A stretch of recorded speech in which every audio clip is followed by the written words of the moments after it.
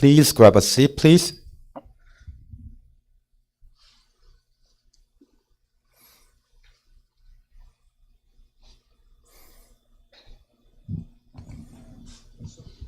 Yep.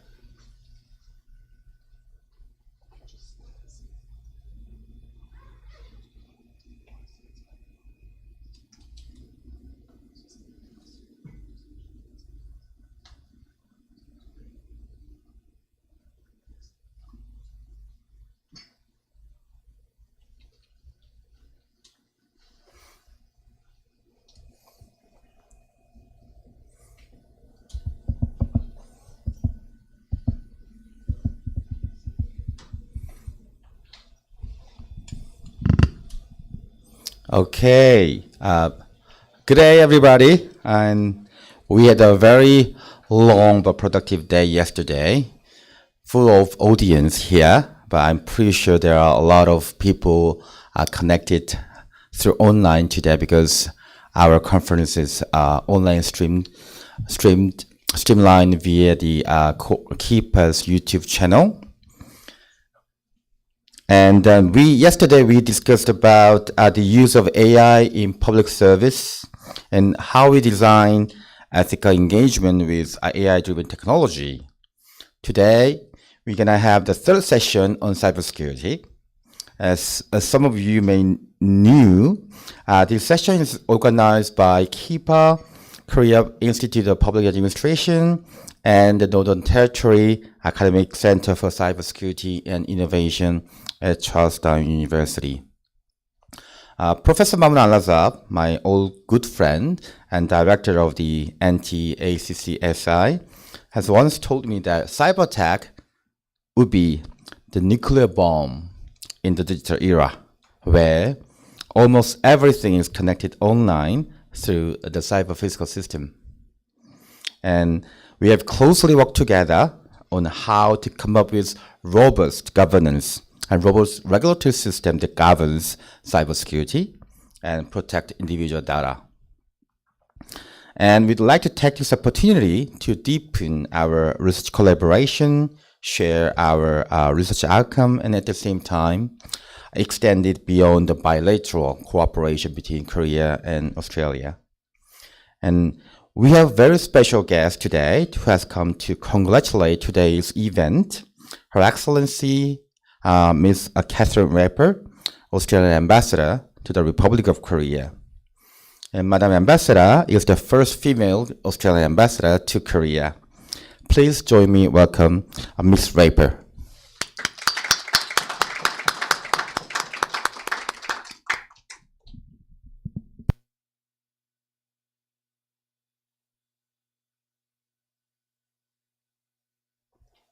Is that better? That's better, great. Good morning, everyone, and thank you for that very kind introduction. It's a great pleasure to be here this morning for your second day of the conference, and I hope I can give you an interesting presentation today to help get you started for the day. At the outset, I'd like to thank the Korea Institute of Public Administration, the Korea Legal Research Institute, and the Northern Territory Academic Center for Cybersecurity and Innovation at Charles Darwin University for co-organising this important event. And I'd like to especially welcome those academics who are visiting from Australia. It's great to see the return of academic cooperation in person, and we look forward to seeing more of this between Australia and Korea in the future. Now, today's session, Governing Cybersecurity and Data Protection, is very timely, considering the rapid changes in the cybersecurity environment globally, and especially how those changes might impact Australia and Korea. But before I talk about what Australia is doing to mitigate against cyber threats and build our resilience, it's important to step out the broader context.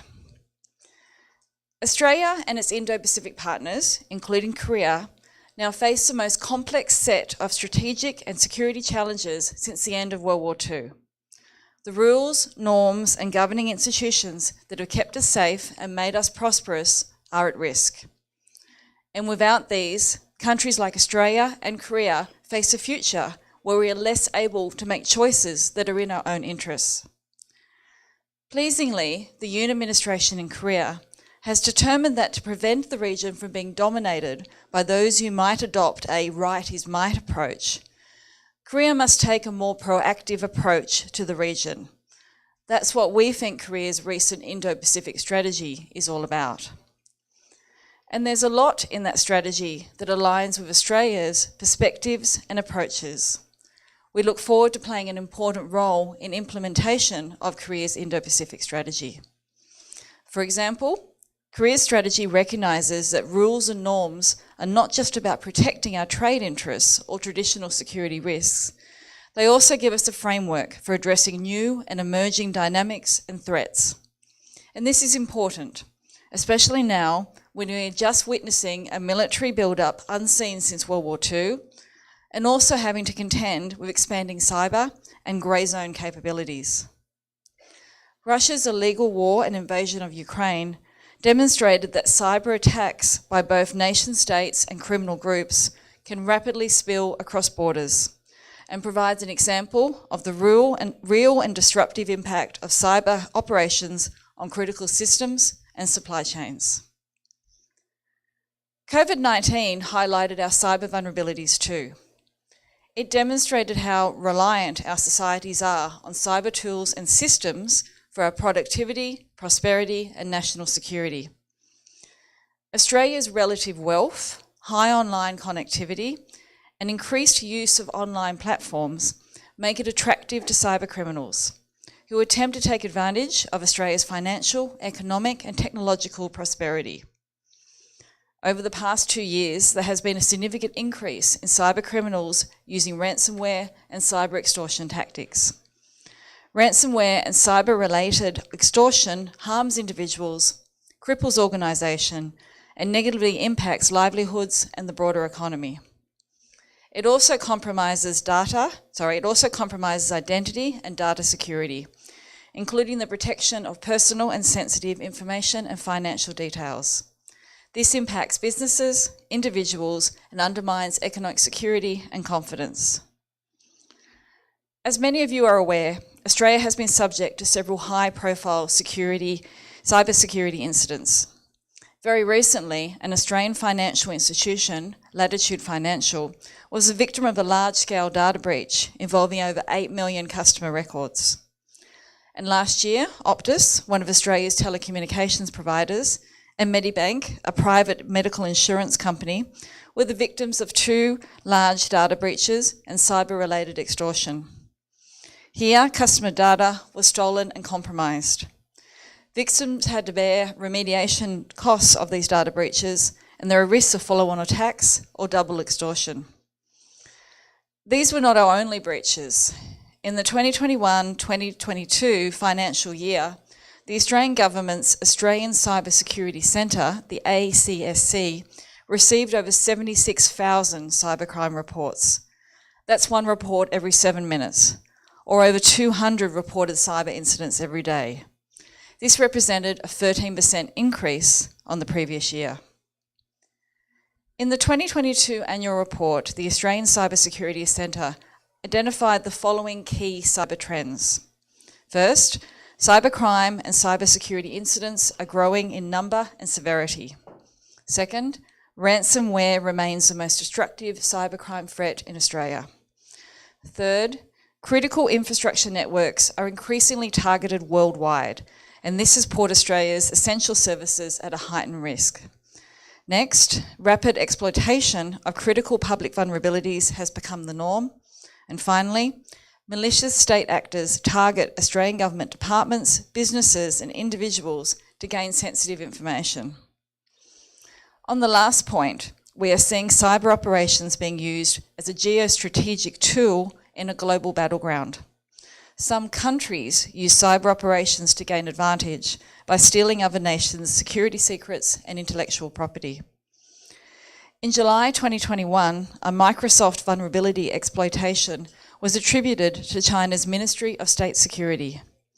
In November 2021, the Five Eyes, an intelligence alliance between Australia, Canada, New Zealand, the United Kingdom and the United States, confirmed attribution of a subsequent exploitation of the Microsoft vulnerability to an Iranian state actor. Political and economic espionage was rampant in 2022, and Australia remains a target to state attacks owing to its global interests in international partnerships, particularly in the Indo-Pacific region.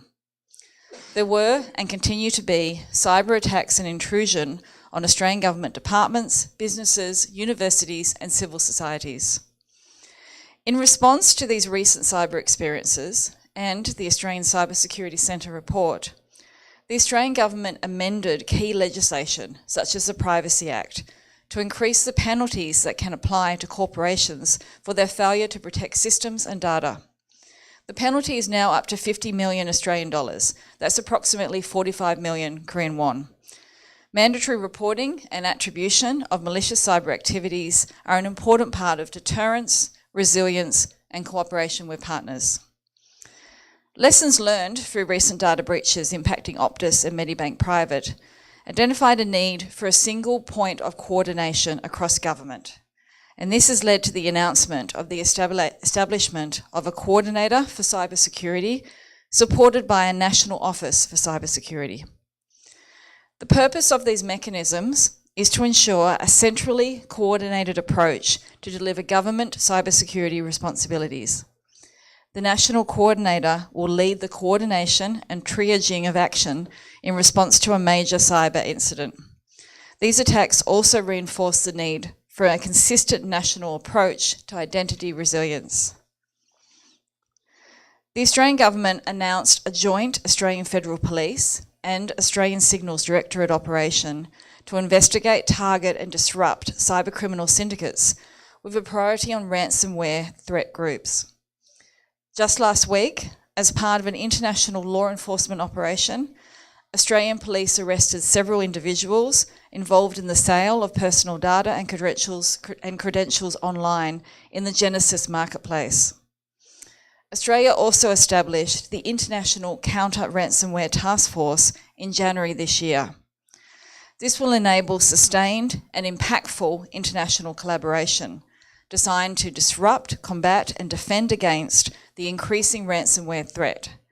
Korea is a member of the task force. In December last year, the Australian Minister for Home Affairs and Cybersecurity, the Honourable Claire O'Neill MP, announced the development of the 2023 to 2030 Australian Cybersecurity Strategy. The strategy intends to improve national resilience to cyber threats and properly address the consequences of cyber incidents. It will outline the government's long-term vision for the future of Australia's cyber security and the concrete steps required to get there. And the strategy intends to build a whole-of-nation resilience against cybersecurity attacks and ensure networks and devices are protected against malicious actors. The priority areas for the strategy include increasing Australia's whole-of-nation cybersecurity efforts, ensuring critical infrastructure and government systems are resilient and cyber secure, building sovereign capabilities to tackle cyber threats and manage emerging threats to the economy, strengthening and expanding Australia's international engagement capacity building efforts based on tangible outcomes, and growing and sustaining a national cyber workforce focusing on education, skills and training. The strategy recognises that the transition to a digital economy relies on the ability to trust that our personal data, infrastructure and underpinning systems are secure, even as the cyber threat landscape evolves. Assistant Minister for Foreign Affairs, the Honourable Tim Watts MP, said recently, "This is not a challenge we face alone. We all, Australia, our region and the global community, benefit from a stable and resilient cyberspace. Indeed, without cybersecurity, other gains are too easily lost. Whether it's developing international cyberspace laws and norms, holding accountable those who flout those rules, working to lift regional cyber resilience, or leveraging our humanitarian response track record to respond to severe cyber attacks, working with partners is essential to a prosperous and secure cyber environment." Australia is a natural partner Korea is a natural partner for Australia in cybersecurity policy and cooperation. It has a vast cybersecurity knowledge base stemming from its highly digital connected society, but also from its experiences from North Korea's malicious cyber activities and protecting sensitive intellectual property, such as semiconductor components and manufacturing. We have a range of complementary cyber engagements with Korea, including our cyber and critical technology policy dialogue. Australia also cooperates with Korea in the International Counter-Ransomware Task Force and has a range of other cooperation across government agencies and civil society. And as I outlined at the beginning of my remarks, Australia's and Korea's foreign policies are aligned in many ways, including our views on the Indo-Pacific. We both want to live in a region that is open, stable, prosperous, and respectful of sovereignty, where disputes are guided by international law and norms, not by power and size. A region that is peaceful, a region that is predictable. Cooperating with partners in cybersecurity is essential to upholding the agreed international rules that underwrite our stability, prosperity, and sovereignty. We look forward to seeing more engagement like this in the future between Australia and Korea, and hope your discussions are fruitful and that your cooperation continues into the future. Thank you very much. 감사합니다. Thank you, Madam Ambassador, and please join me in thanking again for her wonderful speech. Okay, before starting our first session, let us take a photo of all our participants, please. Please make your way forward.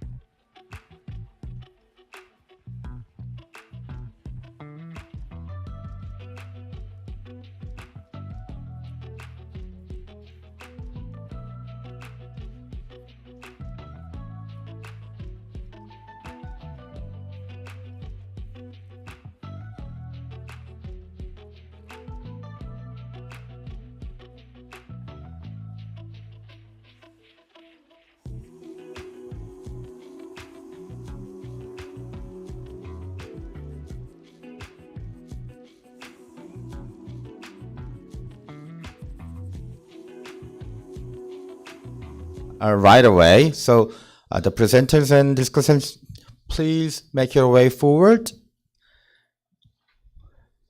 And I'll hand over the mic to our moderator, Professor Jin-Guk Kim.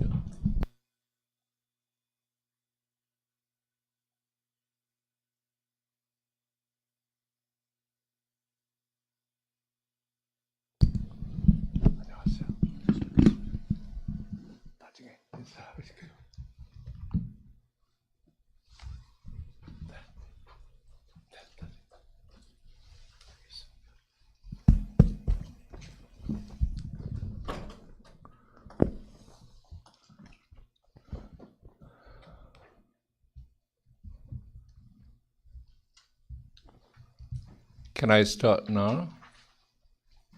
Am I ready? Are we? Oh no, not yet. Okay.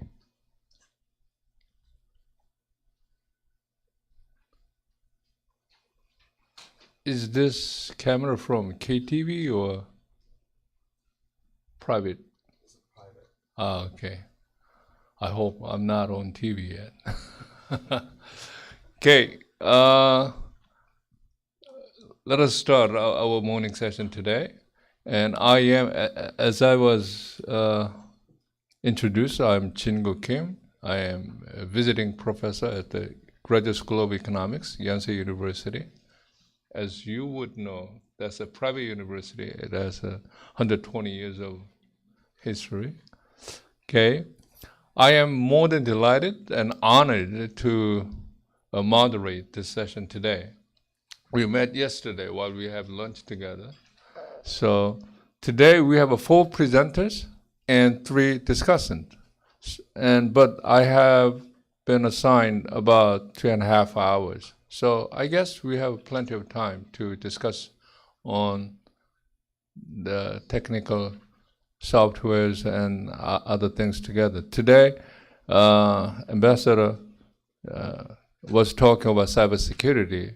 And that's a big topic, especially for Professor Alazab. So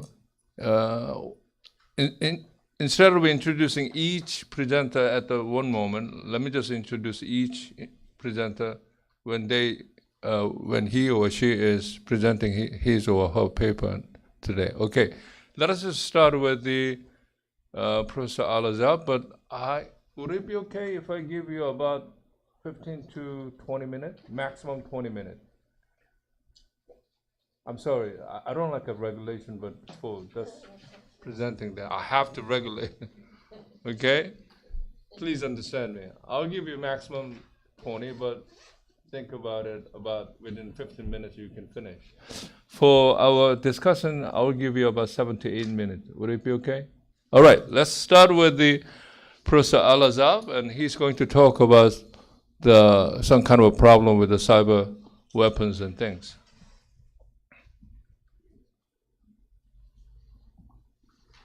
Do we have to stay here or? It's up to you because the screens are there. Oh yeah, then then I should have introduced each of them, but it's over. Okay, let's just get in.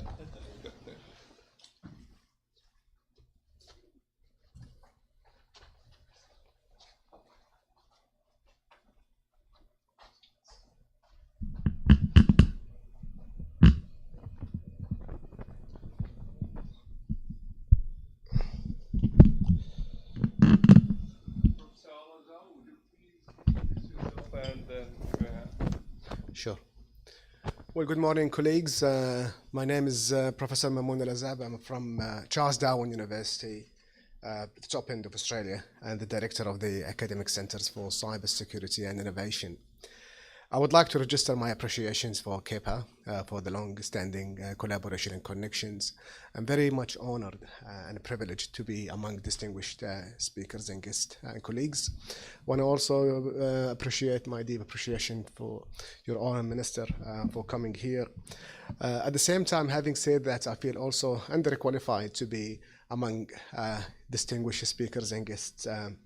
So my presentations today are about malware. It's a kind of technical topic, but it is not technical. I'll do my best not to get technicals. But I want to just start the presentation by giving you some facts that, do you know that in 2022, there was over 10 billion malware that been generated by the AI. And this AI-powered malware is on the rise and a new challenge to cybersecurity.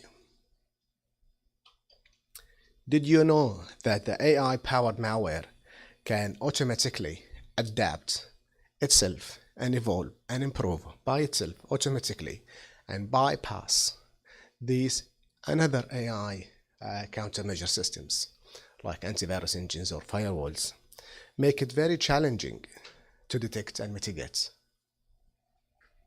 These malicious softwares are self-adapting, self-mutating itself to target users, computers, IoT devices, and even critical infrastructures that we use today. Imagine waking up in the morning and find out your data, personal, private data, has been stolen by a malware, and that malware being engineered, being sent by an AI. Think of it like a ChatGPT sending you an advanced malicious softwares that targeted your stolen data.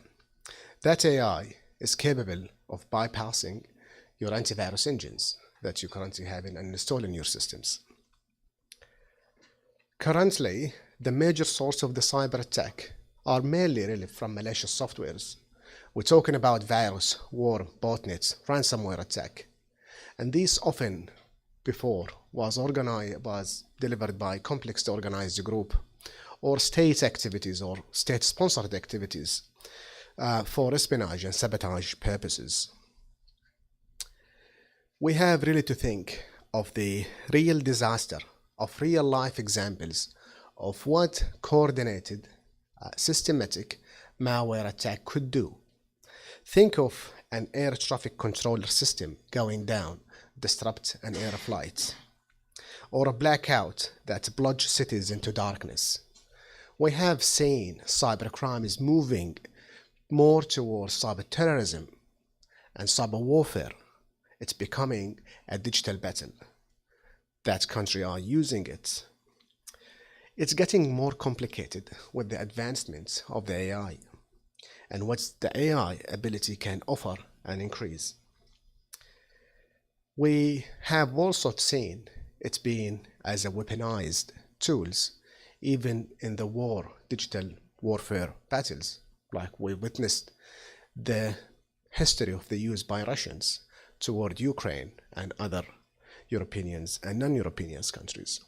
We also have seen that the use of the malware attack targeted other critical infrastructures by other states, by even the China. And these reports are very well documented and explained in details the attributions and the trace back to origin. Malware contain a harmful impact to the integrity, to the confidentiality, to the availability of the data. I think there is a shift in the malware itself. Yes, malware exists since the early design of the internet, since the 1990s, but the shift in the malware has been shifted from stealing personal detail, private properties, to cause physical harm, to cause a real massive humanity impact. The number, type, sophistications of the malware threats are alarmingly increasing. The cybersecurity and resilience to our infrastructures are deeply linked. Many, if not all cybersecurity reports highlighted the frequency of a wide range of cyber malicious activities and pointed to the growing sophistications of these cyber threats. These figures here, produced by Google affiliated company VirusTotal, it shows in the last 7 days that every single day, almost 202 million malicious software being engineered. And with the advancements of the AI, you could even engineer way more with self-mutations advancements of the AI. These encouraging for cyber criminals or someone even with little motive to conduct some cyber activities because of the convenience. And we also want to remind us here that when the internet was designed, it meant to be computer-to-computer networking connections. Internet was never designed for security. It was designed for communications. And later, there's lots of loopholes and vulnerabilities within the internet, and therefore the security comes as an important part. Now, in recent years, criminals understand the convenience and the anonymity of the internet.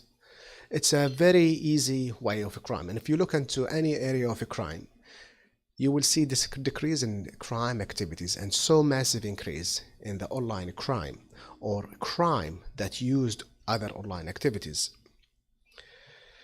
because of the convenience and the low risk of criminals. And I mean by criminals, not just individual hackers or organized group or state-sponsored activities, but I mean actually at a larger scales.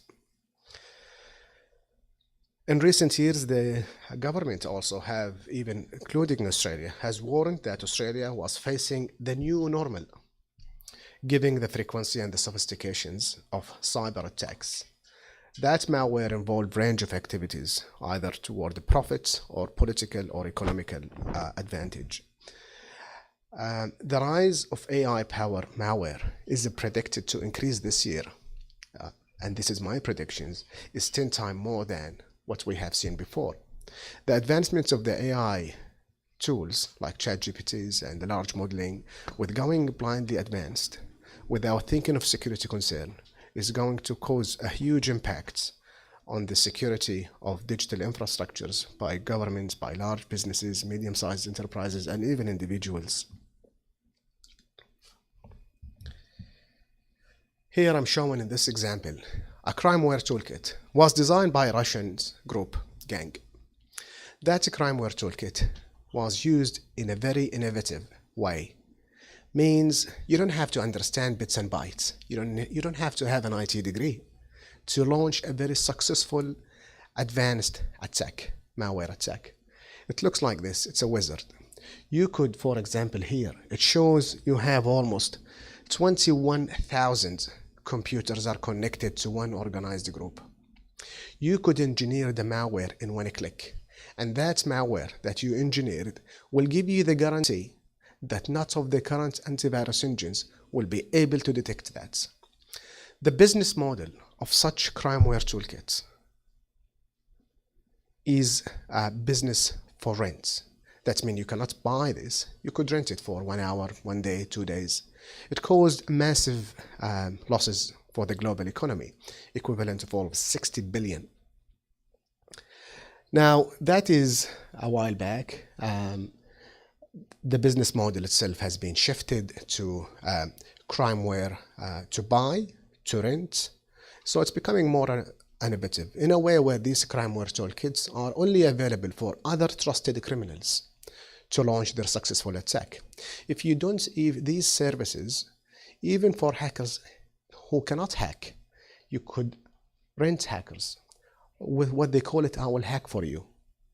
Don't pay until you see the results. It's quite alarming and very easy to use. And I'm saying that very easy to use is anyone with very little motivations can use these tools. And because of the convenience of the internet and the risk of being caught, very little to almost impossible, especially if you are in different jurisdictions, is becoming encouraging, and that itself maximize the malicious distributions of these malicious activities. Now, this crimeware toolkit was designed perhaps once in a year, once in 2 years.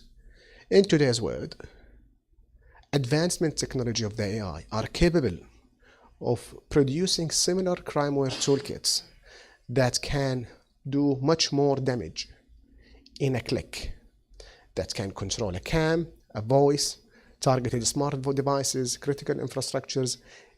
The damage is really massive. The shift in the malware activities has been shifted.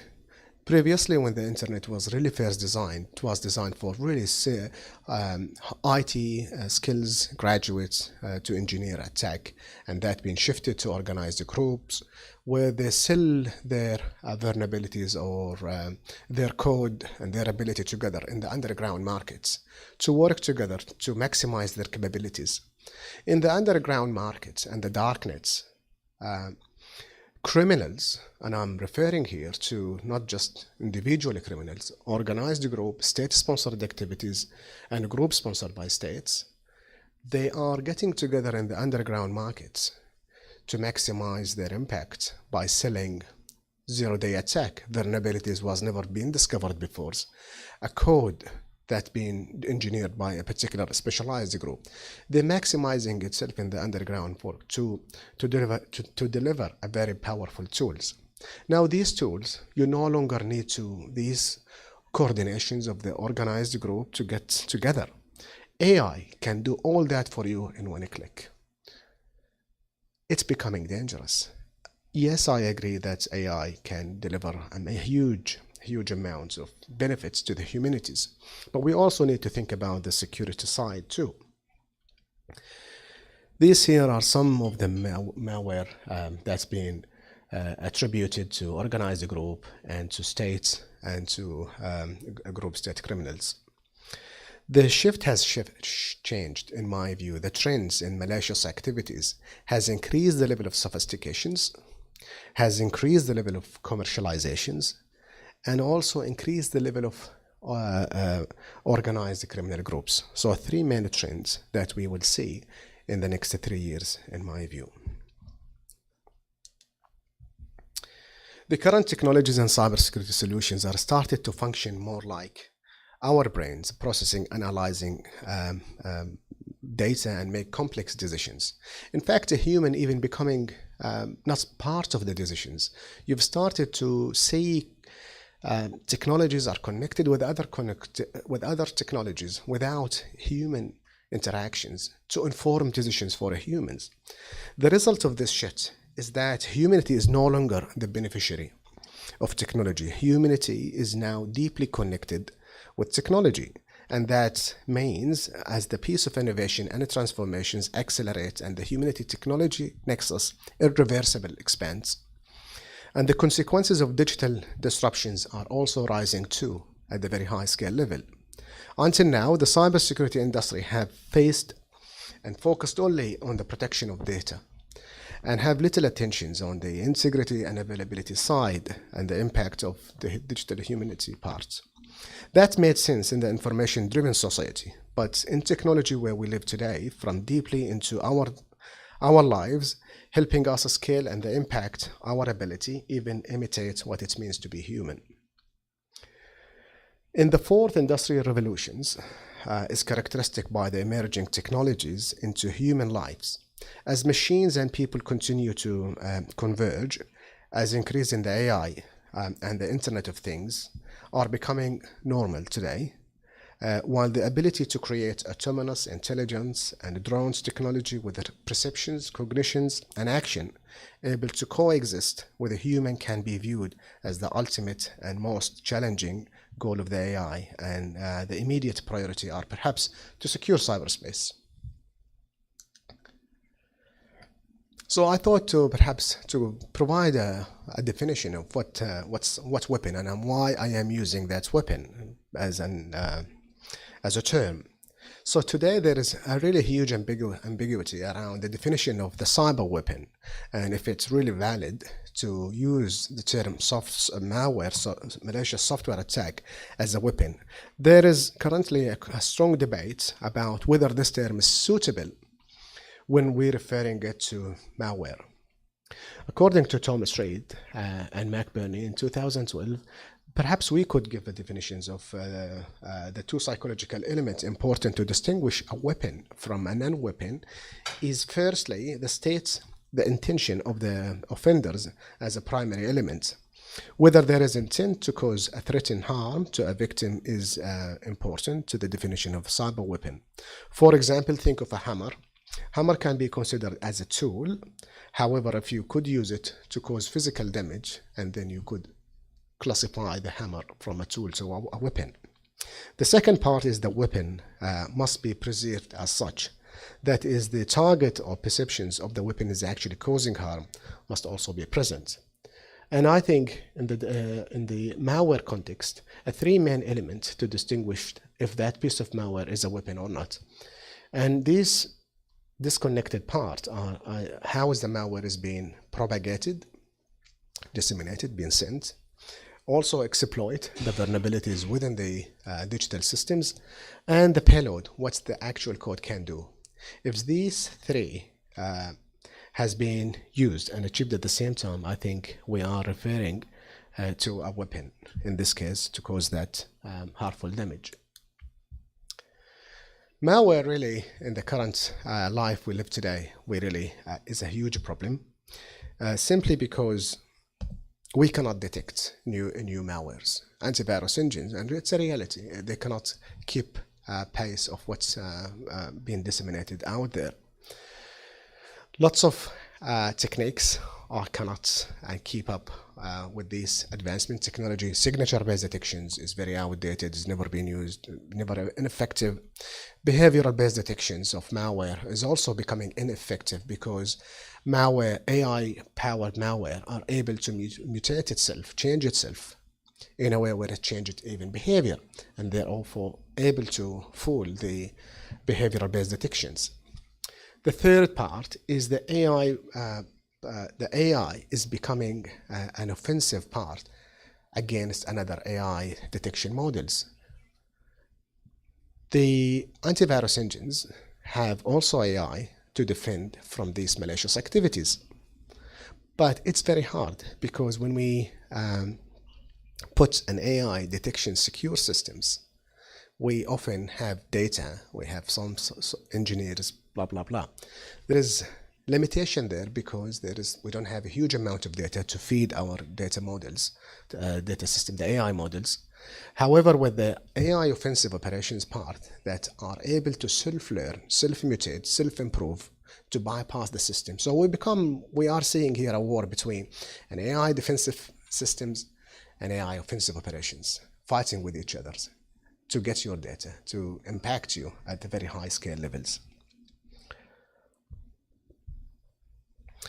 Just want to show that these are malwares that you are able to AI power them in a way where it cannot be detected by an antivirus engines in a very simple mutation techniques like metamorphic attack.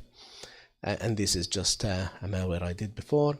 And here there is an example that you could engineer a very powerful malware, what we call a polymorphic attack, and you could produce a very powerful malware using ChatGPT. And that malware will not be detected by any antivirus engines. It's been tested. We talked about, the ambassador talked about the increase of the ransomware activities and the impact of it. Usually criminals like the developer of WannaCry and PETI and NoPETI has caused major damages to countries, and they were available for sale in the underground market for cheap price. You could now get these advanced ransomware activities for free using these AI-powered malware. So we can see here that the impact of the malicious activities targeted other computers is becoming huge. And we often really, I'm going backward. Yeah. Sorry.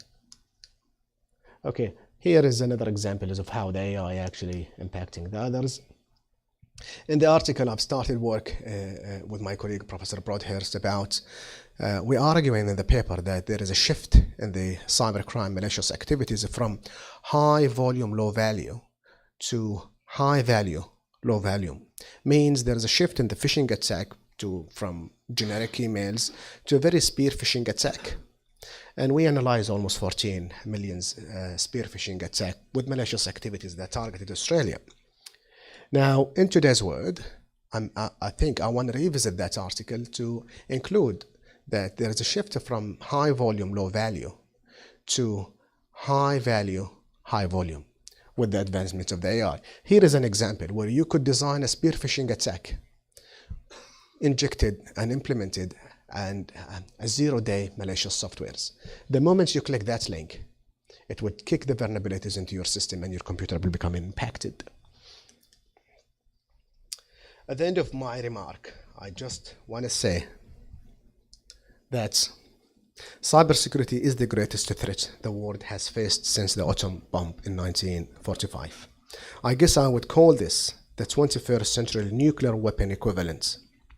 If internet security cannot be controlled, in my view, it is not an exaggeration to say the effort could be no less than a nuclear weapon and bomb.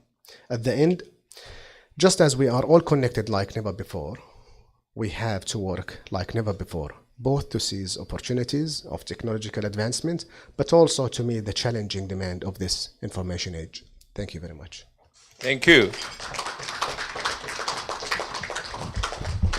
Okay, you can have a seat. Our next, before I introduce next presenter, we learned a lot from his wonderful presentation. And AI could be working as in a positive way, but in a negative way, almost, he said, in a nuclear weapon. It's a real bomb. I learned that. Thank you for your letting us know how AI can work as a negative way too. Okay, but before we proceed further, please apologize my not malware, malpractice as a moderator. I should have introduced all the members here, but because there was some miscommunication between me and Dr. Hong, there was some problem. But I believe you can forgive me as a moderator. Thank you. Our next presenter is Professor Whitty from Monash University in Australia. She's going to talk about disinformation. So what's the harm and how do they convince? So continuing Australian the work against cyber weapons and things. Okay, let us hear and give her a big applause for doing that. Thank you. Thank you very much for having me, and it's an honour to have Your Excellency here today too. I'd like to thank KIPA and also the Centre for Cybersecurity. So thank you, Professor Alazab, for having us here and for your excellent talk as well. It was very inspiring as well. So my area is slightly different. I work in cybersecurity and have for many years. My specialty is human factors in cybersecurity because all my training is in psychology. I'm the head of software systems and cybersecurity, so those are all unusual quirks for a psychologist to be leading. But hopefully you'll see from a little bit of what I have to say why it's really important to understand the human when we're looking at cybersecurity. And then maybe we can work together, and I like working very interdisciplinary to help solve these problems as well. So I have done research in looking a lot in scams. Ransomware is another area, insider threats is another. And today I present to you some of the work we've been doing in disinformation, which has been funded by a government grant and by Defence as well in Australia. So it's obviously a big problem, disinformation, as Your Excellency raised in her speech as well. And oops, if I can get this working, brilliant. What we've been trying to do in our work is actually try to understand the different components of disinformation. And one of the things I'm really interested in is saying, well, right, we have a lot of disinformation out there. Can we counter all of this, or should we be focusing on some types of disinformation? And I think partly it's to do with what's the content. What are we worried about? Are we worried about climate change, vaccine hesitancy, etc.? But what I also think, looking at the literature and some of our preliminary findings, it's also about the types of techniques used within the content as well, so that some content might be more believable and more worrying than others. And that's where I think we can work together interdisciplinary as well, garnering the AI and the machine learning to say, right, rather than, and in that excellent talk yesterday from a person from Amazon, saying there's different types of ways you can use AI as well as machine learning, and I think that's where we need to work together with certain types of it as well. So there's different types of disinformation. Some, when we define these terms, we often get a little bit confused. Fake news kind of encompasses everything. But I think perhaps where the more interesting differences are is with misinformation and disinformation, if you've come across these terms before. So misinformation is trying not to trick you to believe something, not intentionally, but it's putting out untruths out there nonetheless. Of course, some people might read some misinformation and believe it. So this is why I have a little Venn diagram saying there's a middle bit as well. And it's very hard to go which way you're going to put that category. And I think that's probably not so important. Before I move on to looking at the psychological theories, I also want to remind us that, and we've been looking at that with the technology has moved on at a fast pace. But humans in some ways have stayed the same. And I think that's really important. And ever since I started looking at cyber many, many years ago, I've also looked at what's happened before we had an internet and what were humans like before. Are we so different now? And I think that gives us some hope to work with potentially as well. So disinformation has been around and propaganda for a very long time. We can look back to the Romans and look at all the very successful propaganda that they used. Look at Octavian that changed his name to Augustus and claimed to be a god. That seemed to work quite well for him. So, that's quite interesting. All these things we think now like, oh, how could they trick us with this disinformation? Well, it's been going on for a long time. Pericles wrote some very strong statements and beliefs within his speeches to incite war against Sparta, saying the Athenians were the great ones. So all these things have been with us a long time. And I'm going to go to this one. And while sometimes we put on our superior national hats going, look at those people with their propaganda, making them believe this stuff. But we need to look at ourselves as well with all of this too. It's everywhere. Every nation has propaganda. It's more about what is the harm that's going to cause that. To incite people to war, for instance, propaganda is often necessary too. So these are the things that I think we need to step outside our bubbles sometimes and consider this.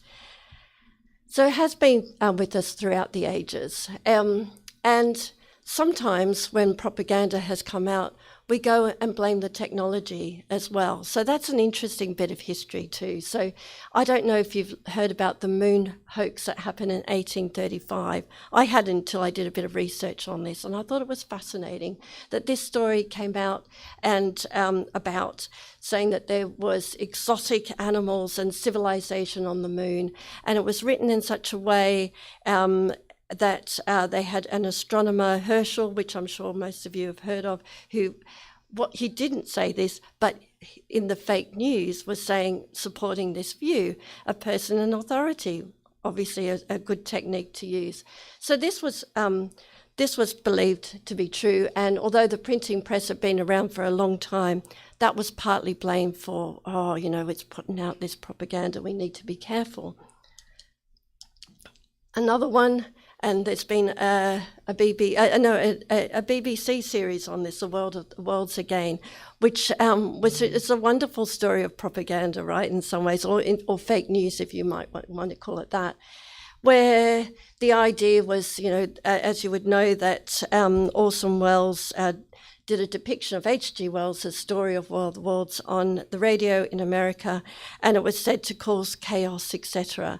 But what's also interesting about that story is that the radio was actually blamed for this, and then the hype over this story at the time was more, we need to be careful about the radio.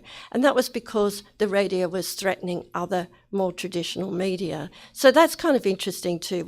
I think psychologically it's important, because if we portion blame everywhere else on the technology and don't take ownership ourselves, it's easier to do, but we're not solving the problem right as well.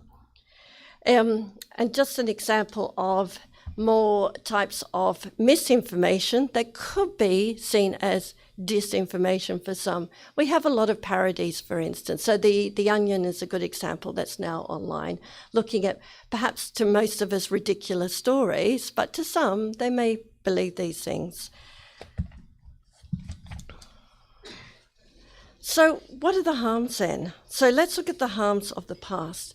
The past have been a lot of the ones we're familiar with now, perhaps. Nation states, unnecessary wars, public trust, social economic harms, physical harm, psychological harm. So those are the ones from the past. Now we have the internet and we have AI to generate a lot of propaganda, fake news, and we talk about it an awful lot at the moment too. So there's lots of messages that are out there constantly trying to persuade people. Here's a good one with vaccine hesitancy, trying to use a person of authority to convince people that perhaps, you know, the vaccine might inject microchips in you and the government will control you. And it might seem ridiculous, but to some people they will believe that, and that's where the problem lies, right?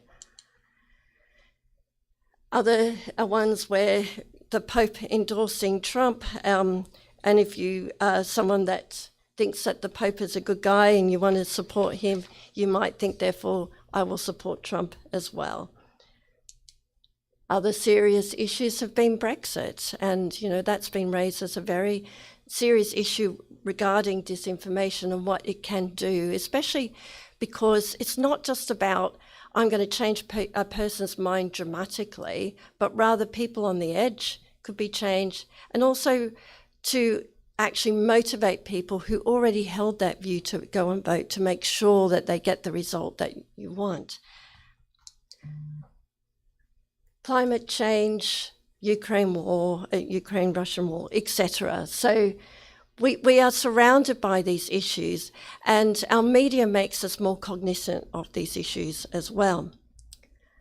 I found one for Korea as well, for South Korea, when I was looking at this. So I don't know if you are familiar with this, but I looked it up, and looking at mad cow disease was a fake news story, which was people were very nervous about buying meat for some time, because there was this story that eventually was counteracted. And I think there's where some of the interesting stuff is too. How do we actually succeed to counteract some of this stuff? All right, so what are our current harms? Well, nation states, unnecessary wars, public trust, etc. But I think where the new harm is coming out is actually looking at our global concerns, because we are more global citizens now, that actually the internet enables this to come out globally, but we're also well connected. So I think that's where probably some of our issues are, but I think also where our more modern day issues is looking at inaction, not just action. So when we're looking at the vaccine issue, that was about inaction, a lot of that. When we're looking at climate change, we're actually looking at inaction. And often we frame it as an action problem, but I think we need to just rethink that a little bit. All right, so there's a whole bunch of ways we might classify disinformation, and I'm just going to skip through some of this to make sure that I get to time for the talk. So what I want to bring up actually are some theories in psychology that I think are actually helpful for us to investigate, to understand how it is that disinformation might trick people. Because if we understand that, I think that helps us come to some solutions as well. One of those theories is elaboration likelihood model, and that theory was proposed actually more to look at marketing techniques and sales techniques and how they get us. And if you look at these things, I mean, we often think, oh, the disinformation is the stuff that tricks us, but we're tricked every day in life by all sorts of things, to buy things, to, do particular things. So the elaboration likelihood model has been looked at as, do we process things through a central route? In other words, do we cognitively really think hard about something? Or do we kind of skip that route and go through emotional? And so we can be persuaded either way. We can be persuaded by a good argument, but we also can be persuaded by an emotional, a visceral response. And I would argue that disinformation can work at either of those levels. And that's been found in advertising as well. The issue is what is it, the message that you're trying to get across? So if there's no real argument that you can use, you would probably try the emotional route. To give you an example, in advertising, selling perfume, for instance, where's the argument that you need to buy this smell? So it's all glossy, nice music, someone attractive, and so you're kind of drawn into it. All right, one of the things that I'm finding very interesting to look at, and we looked at that in our scam research, and that was a project I was on with Tom Sorrell as well. And I think it's really useful also in our area of disinformation, and that is heuristics. So think about the human in everyday life, and we make a lot of decisions all the time. We don't have time to go through and think it out a lot. So instead, we are guided by heuristics, mental shortcuts to make those decisions. And sometimes that's a really good thing in the way we should be, otherwise we're time wasting. But other times we're tricked into making a poor decision.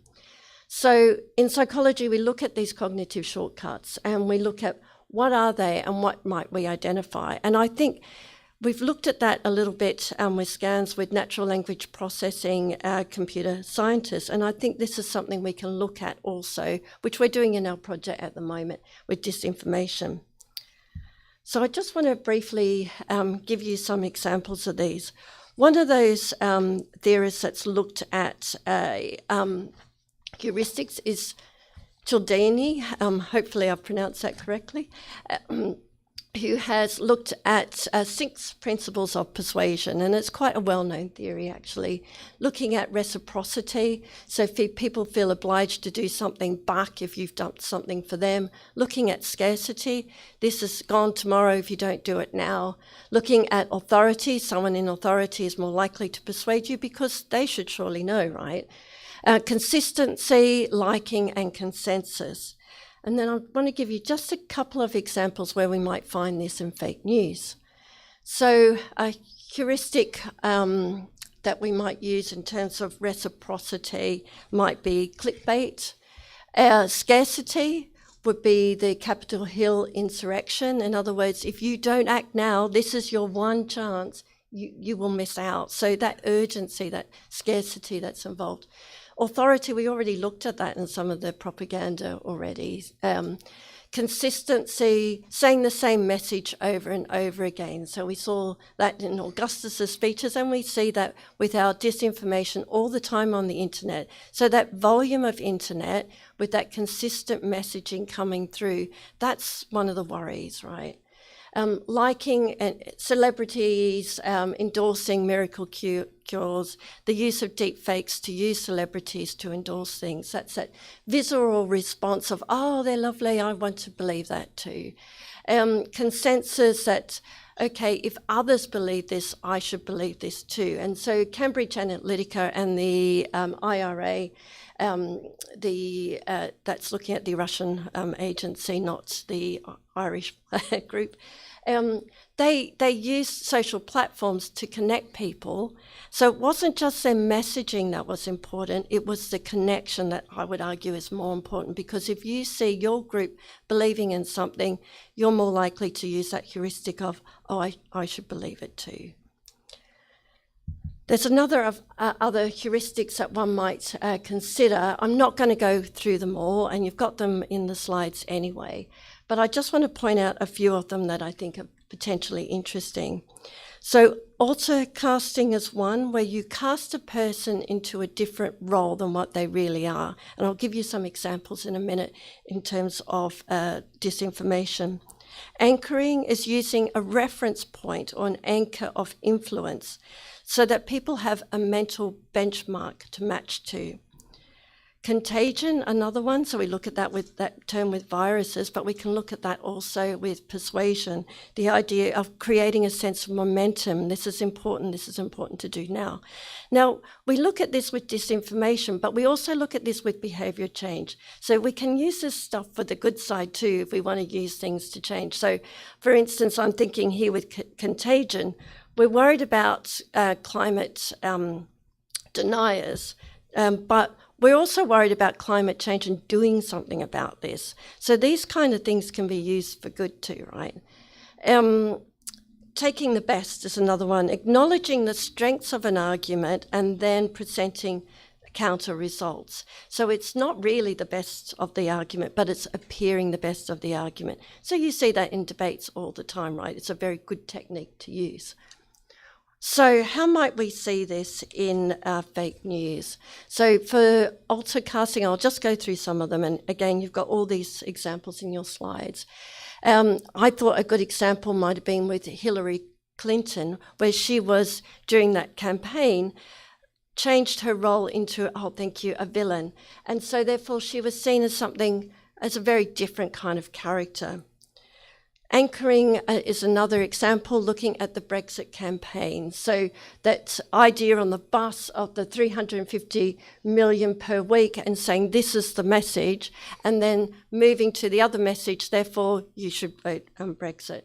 But I'll quickly move these things through because I know I have little time left. Social identity theory is another one I wanted to briefly mention, and we've kind of already talked about it a little bit with the idea that believing what others believe in. So social identity theory says that if you can make a social identity more salient, you're more likely to persuade in a particular way. So yes, that's a problem for disinformation, but I think it's an opportunity for countering disinformation as well. Now, this is the final psychological theory I try and do in 30 seconds if I can. And why I think it's important is if we're looking at behavioural change, we're looking at something more than just one's attitudes, one's beliefs. People aren't going to necessarily behave in a way because they believe in that. They're actually going to behave in a way because they see others behaving in that way. And also they believe that they have self-efficacy, that they can do this. So if we're looking at disinformation and the harms that can happen, we need to look at models like this to say, where are these points that we need to be concerned with that lead to the behaviour that we're worried about? So it might be that we can work on the subjective norms, for instance, and that might be the issue rather than just trying to counteract the message all the time. Just briefly, I've already said, I think that we can work together, NLP and other computing science techniques to counter this, but one needs to understand theoretically the psychological theories rather than just a fishing expedition into what might work. So finally, looking at how do we counter this, I've talked a little bit about it already. Looking at the computing science is one, education is another, training is another, looking at media literacy as well. We need to be aware of these things if we want to be able to change these things, and being aware of the techniques, not just aware of, here's something you shouldn't believe in, this is what you should believe in. How do we work this in terms of the human? Strengthening our media regulations as well, looking for to promote international cooperation. And we've talked about that already today, and Your Excellency has mentioned that looking at South Korea. And developing those relations are ever so important if we're going to counter this. And I will end it there. Thank you very much. Thanks a lot, Professor Whitty. And as we have learned today, Professor Alazab was talking about malware, and now the Professor Whitty was talking about, in my sense, I thought it was a mouth. Through the Facebook or Instagram or else like Twitters. So this could work as a kind of a cyber weapons. we really appreciate two Australians to talk about the cybersecurity. Thank you. Okay, now our next speaker is from, now not Australia anymore, from Italy, Professor Massacci. He's going to talk about technical leverage, not financial leverage, and technical leverage. While I was reading his paper, it was very interesting. Let us hear the Professor Massacci, what he's going to talk about before we can give him a big hand to empower him. Okay. Thank you. So this talk is something different because the previous speakers has talked about what is going wrong, and I will talk about something that is about the measure. How do we know? How do we measure when things could possibly be wrong? So something that regards more the risk index. And thinking about Australia, there is a famous commercial, the SunSmart commercial. Then when you cover things, they last longer. And so we have tried to look for something that is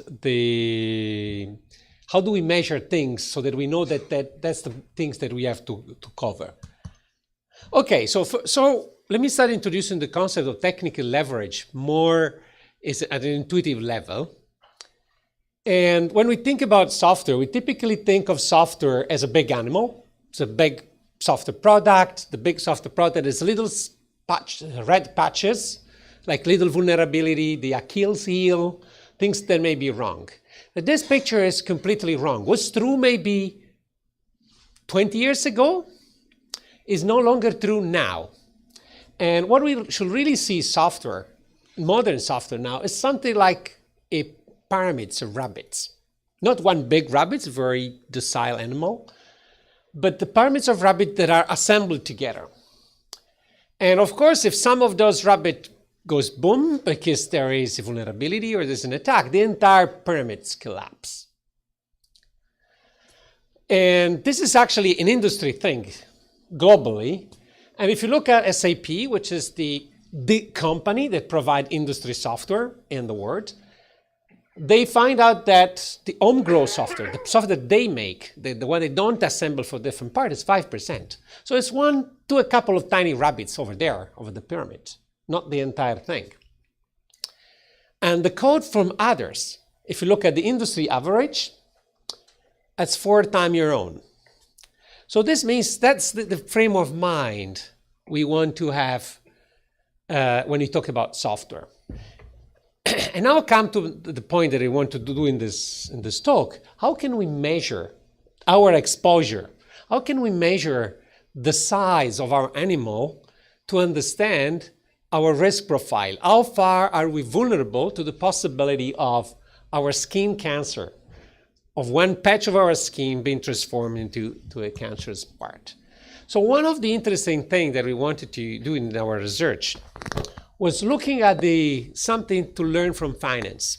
And something like in the 1992, around 30 years ago, there was this idea to link the notion of financial debt to the notion of technical debt. So some decision that technical developer make all the time, and they decide not to make, right? Oh, well, we're gonna fix it later. We're gonna do this later. This one, we don't do this.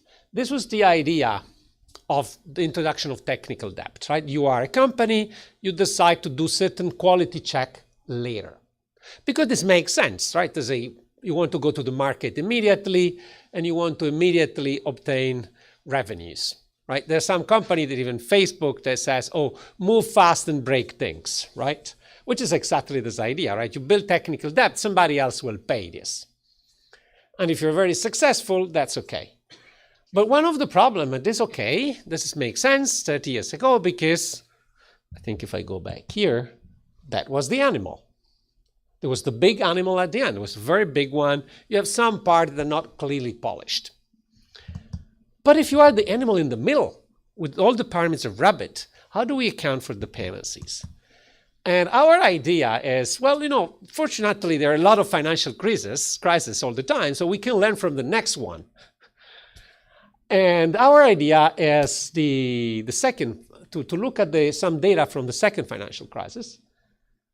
And if you look at the companies normally finance their work in two ways. One is equity, your shareholder money, so money you own, and debt, money of other people.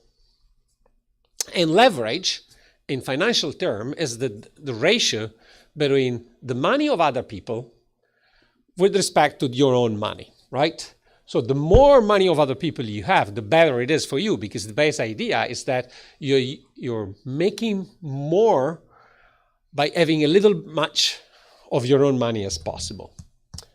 And so our idea was, okay, if we can learn from finance now, why don't we introduce exactly the same concept? And in finance, you have leverage, debt divided by equity. And then we have the same thing in software. You have your own code and others people code. Remember, this is industry average is 4 times others people code. And that's the idea when we introduced technical leverage, which was something that we published in one of the A-star conference in software engineering. And to divide others people code divided by own code. So this is one number that allows you to say, okay, how exposed you are to the risk level. So if you think of Lehman Brothers, their leverage was 30-1. And now the question is, what about the software brothers? So what is the industry leverage? And we did a number of studies in this respect. I'm going to show you a little bit of pictures to illustrate the problem. But that's basically the key idea of the research that we've been carrying, is to find one number that, while it does not speak about security in the same way that the UV ray, the UV exposure does not tell you about the skin cancer, your individual skin cancer, is, however, something that can measure the risk that you will get it. But remember, is an opportunity as well, right? Because when you have others code divided by own code, this means you can develop more functionality for less effort, because others people code does not cost you the same as your own code. So the same thing while you borrow money, so you don't have to actually put your money on the table, you put some other people's money on the table.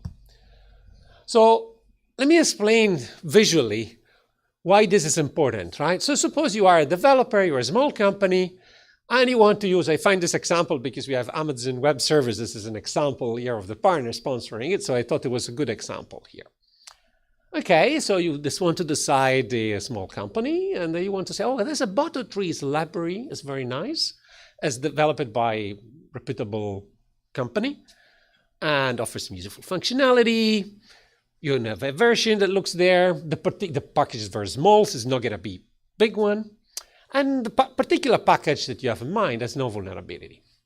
So you can say, well, I'm going to just use it. So what you will think you're doing is I have my little program. I use this little library over there, and then I have my project. Yes, that's what you think you're doing. However, this little library has a technical average of 36. So what this means is that what you are really doing is something different. So let me put this in money. Sorry. You have something like worth 3 million won, and it arrives stuff worth 10 million wons.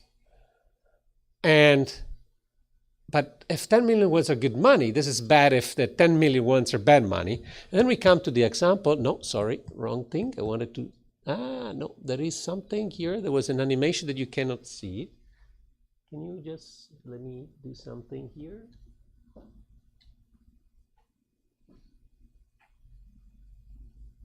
Because I think the image was important.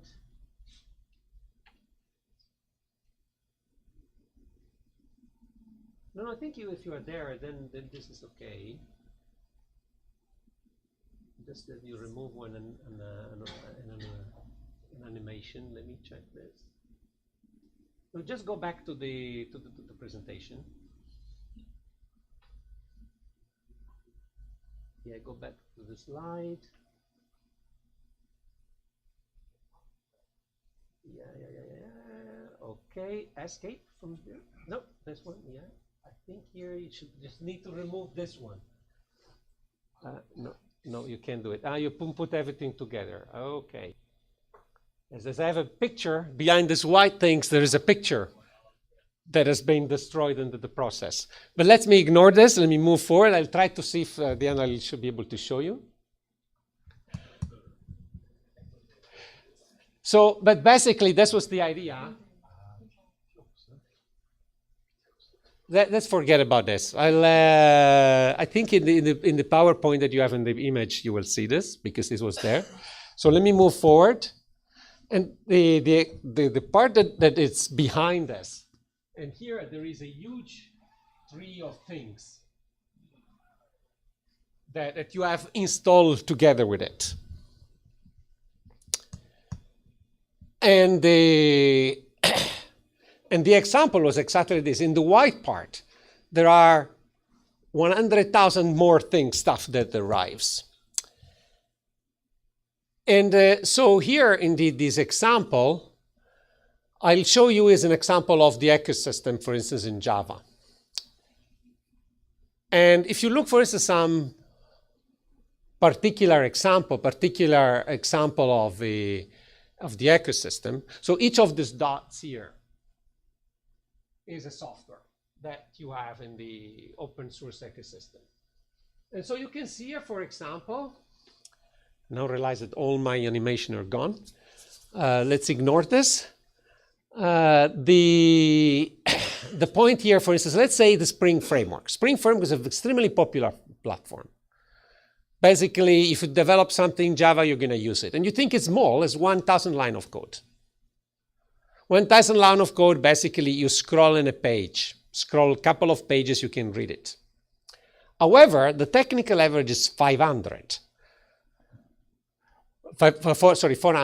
So this means that when you install it, you don't install 1,000 lines of code, you install 500,000 lines of code. So this means it's a huge number. And if you look for something even larger, like Netty, you see they still have a huge technical leverage. So this phenomenon is continuous. So every time you think you're doing something, and you're doing instead something completely different. You install 1,000, you get 500,000. And if you look the overall direction, you will see as you move towards big libraries, you have more and more code, but you have also less leverage. So this means that big libraries are big because they have a lot of developers, a lot of people that work. But the problem is the small one. The one that you're most likely going to use if you're a small company, if you're a small and medium enterprise, you're going to use those. Because, this is very small, let's use this. And in reality, you are loading a wagon, a whole train of other people's code into your system. And if you think of 15 lines of code, this means you only write one, which from a small companies is a great business opportunity. Because you should not see also as a risk, but you should consider this also as a business opportunity. And that's why people do it. Because in this way, you have, as a developer, you don't have to hire 15 developers, you only hire one. And then you can still develop functionality like you had 15. And if you look for Python you find exactly the same, slightly less. So for Python, which is also a very popular library, you see that for the big library, the technical average median is 7. So for every line you write, for every line you write, you ship other 7 from other people. And again, if you go down here, you see this is exponentials. So if you go up all the way here, this is exponential. So you go down at the top here, so 10 to the power of 3, so 1,000. So this means there are libraries that you install them thinking, oh, this is a very small one, it's not going to be a problem, and you get 1 million line of code, which is a lot. And so this is what makes you vulnerable to attacks and problems. Let me skip this and just give you an idea. So what people tend to do, right? Because this is what we would like to know if there is a systematic problem into the ecosystem, and I also want to go to the end of the talk. If you look at the different peaks, they tell us that most of the people for big libraries, they add their own code, sometimes because this is here. And they have also something that they remove things. But for people that work with small libraries, you see that there are two peaks. One peak is adding their own code, which is of course good. And there's another peak, the first one, that correspond to adding other people code. So this means that they keep adding and adding other people code, thus increasing the possibility to have more and more vulnerabilities. But so this is just a number to scare you off, but let me go directly to the important things in the message. So does it pay? And does it pay? And the answer is yes. Because basically, if you are a small company, you push your activities. And for instance, you say, okay, I'm going to take more libraries, more dependencies, more other people code into my system. Well, I get only 2 days of extra with respect to the people that don't use the code. So this means that by using other people code, you have only a tiny amount of delay in the code delivery. So 2 days if you ship 4 times more code than you actually write. 1 week if you ship 16 times more code than you actually write by using other people code. So this is a great business opportunity. And however, there's a risk. So this is you see the red line here is your the industry average of the industry average of technical leverage. And you see, these are the number of more vulnerabilities. And you see here, when you have low vulnerabilities at the bottom of the part over there, you have also very little leverage. But as soon as you move up, more leverage, the more vulnerability that you have. And all the ones that have more than 30 or 40 vulnerabilities, they all have a very high technical leverage, which of course, it's obvious, right? Because you're using other people's code. And yeah, okay, and they have their own debt and they're not paying for it. For Python, the things are a little bit different. Python is slightly better. There seems not to be a correlation, but maybe this depends just on the nature. Python is data science and Java has a long tradition of runtime, people are finding exploit in it. Maybe we just need to wait for Python to get more traction and people writing exploit for Python. So there's been already exploit on Python that are coming up. So let me go to the conclusion. So what we wanted to do in this talk was to introduce the notion of technical leverage. And the idea of the technical leverage is measuring the software so that we can predict the risk that the software infrastructure that you have will actually entail. And the basic idea that we find as a technical leverage is the following. It's very simple, right? You ship 4 times your code by using other people's code, by using dependencies, by using open source softwares and so on. And it simply means you get 2 extra days of maintenance. That's a good business opportunity. At a certain time, you have 60% more chances to have vulnerabilities. So it's a trade-off. Better opportunity, more risk. And with this, I think I would like to thank you. So, 감사합니다. Yeah, thank you, Professor Massacci. As I expected, I can see how technical leverage could be risky, but it is easy to adopt it. But I heard from my student in Graduate School of Business, we have some technical, not assistant specialist on ChatGPT and other computer coding and things. They say it was tremendous when they use ChatGPT for finding out the new code. So, but as you just pointed out, there must be a risk using those kind of things. So technical leverage could be, as you said, not Lehman Brothers. Software Brothers could ruin whole society. Okay, thanks a lot. Okay, Now we come to the final round in presentation. Professor Dr. Shim is going to talk about Korea case. So from Australia, Italy, and then the Korean case. He's going to talk about effect of mandatory industry standards on data protection. It looks like a very strong in Korea, but how does it work? Let's see. Let's find out what he's going to talk about. Okay, give him a big hand before.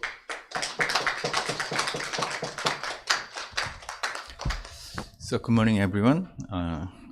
It's my pleasure to have the opportunity to give this presentation. Actually, this study is conducted with Dr. Hong sitting over there. So my presentation today is on the effect of mandatory industry standards on data protection with a specific focus on Korea's certification on personal information and information security management system, which is called ISMSP. As you may know, while there are many security rules, standards, and regulations implemented by various governments, we still lack solid evidence on which rules, standards, and regulations are effective. This is why Dr. Hong and I decided to conduct this study that empirically investigates the effectiveness of mandatory security management standards used in Korea. In this presentation, I plan to briefly explain why it is important to assess the effectiveness of mandatory security standards, how we assessed the effectiveness, and the results of the assessment of the effectiveness of ISMSP. So this is outline of the presentation. In the first part of the presentation, I will provide background information and details of ISMSP certification. In the second part of the presentation, I will present our case study focusing on measuring the effectiveness of ISMSP certification using cost-benefit analysis. So before we dive into the specifics of ISMSP certification, let me talk about why data protection matters. As we know, many governments implemented mandatory cybersecurity standards and regulations. Although these standards and regulations can improve security, it can also be costly for both the regulators and society as a whole. Therefore, it is important to assess whether they work effectively and as intended. If they prove ineffective, other alternatives need to be considered. However, efforts to assess the effectiveness of the security rules and regulations seems to be still lacking. Therefore, we aimed to evaluate the effectiveness of the ISMSP certification, which is a mandatory security management standard in Korea. We choose ISMSP certification as our study target because ISMSP has sparked ongoing debate. One of these debates is about the effectiveness of the program. Some argue that ISMSP certification scheme has no real effect on information security. The other said that the ISMSP certification program improves the efficiency of information security related work and reduces the cost of damages caused by a security breach. Another debate centers on cost effectiveness. Some claim that the cost of the certification scheme is too high and outweigh the benefits. Others argue that even if the benefits cannot be directly observed, they exceed the cost. To provide the answers to these debates, our study investigates cost and benefits of ISMSP certification using a cost-benefit analysis. Based on the results of the analysis, we identified the effectiveness of ISMSP certification and suggest the future direction of ISMSP certification scheme. So let's move on to the overview of the ISMSP certification. So ISMSP certification is mandatory cybersecurity management standard used in Korea. It integrated the separate certifications on personal information management system and information security management system into a consolidated certification system. The integration was a response to the improvement of the link between PIMS and ISMS and the reduction of the compliance burden on organizations. So as you can see, there are two types of ISMSP certification. ISMSP certification, which focuses on information security, and ISMSP certification, which aims to certify both information security and personal information protection.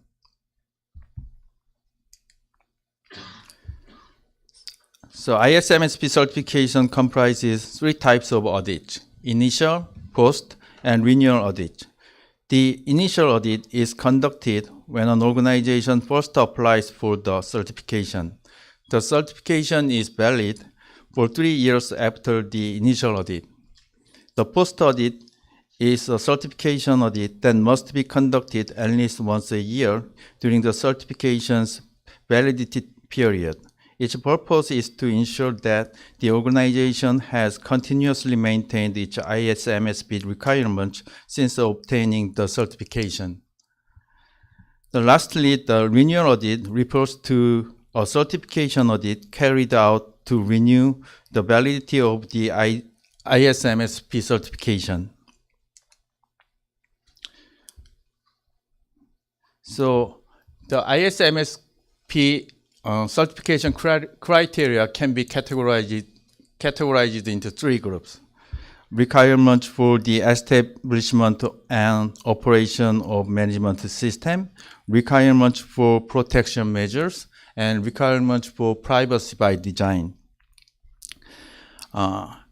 It is worth mentioning that while there are various assessment criteria for obtaining and maintaining ISMSP certification, these criteria do not overspecify the details of each security measure. Instead, they provide minimum standards for protecting information. In other words, the ISMSP certification scheme is likely to use a rules-based approach to the types of security measures that should be implemented. However, it employs a principles-based approach that allows for more flexibility in the specifications of each security measure.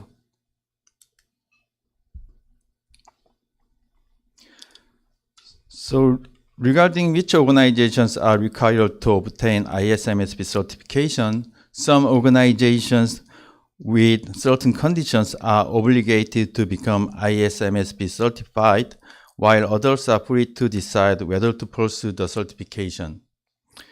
The organizations that are obligated to be certified include Information and Communication Services Providers, ISP, and Integrated Information and Communication Facility Operators, IDC, and organizations which have certain conditions as shown in the table. I will not explain about the details. And organizations other than those subject to mandatory ISMSP certification may apply for the certification voluntarily if they wish to assess the adequacy of their personal information management systems or information security management systems. So now, let me explain how we conducted cost-benefit analysis of ISMSP certification. To estimate the costs and benefits of ISMSP, we first need to identify cost and benefit factors of the certification that can be quantitatively estimated. So in this study, we have divided the cost factors into 5 groups after consulting with ISMSP certified organizations and security experts. These include external consulting fees, hardware costs, software costs, labor costs, and certification fees. Similarly, after consulting with ISMSP certified organizations and security experts, we have identified the primary benefits of ISMSP. These include increased efficiency in incident investigation, response, and recovery activities in the event of a security breach, as well as reduced losses of productivity, revenue, and data from a security breach. Additionally, increased efficiency of daily information security activities, regardless of whether a security breach has occurred, is also included as a benefit factor.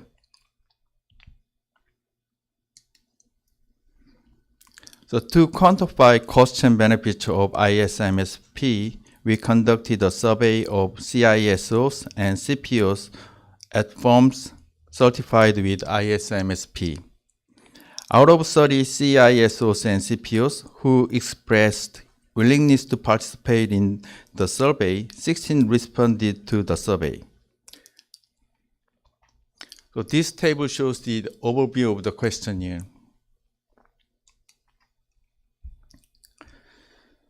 So here are the survey results. From the tables, you can see the average expenditure for a specific cost factor. For example, using external consulting service, you can see it requires 48.9 million won. I'm not sure in US dollars, so. And then from the tables, it can also be identified that cost burden for organizations seeking ISMSP certification gradually decreases as they progress through the initial, post, and renewal procedures. So as for the benefit-related result, as you can see in the figure, after obtaining the ISMSP certification, efficiency of activities related to incident investigation, incident response, and recovery has increased, and losses from a security breach has decreased. For example, regarding increased efficiency in incident investigation activities during a security breach, if you see this figure, 69% respondents reported that the efficiency had increased by 120% based on the assumption that the efficiency before obtaining ISMSP certification was 100%. So to estimate total costs and benefits, we made some assumptions. Firstly, the analysis period for cost-benefit analysis was set to 10 years, and a social discount rate of 4.5% was applied. We used these to be consistent with the regulatory impact assessment employed by the Korean government. Secondly, the probability of a security breach was set to 25% based on the survey result. Thirdly, after consulting with the Korea Internet and Security Agency, we assumed that the total number of currently certified firms is 1,002, with an annual net increase of 88 firms.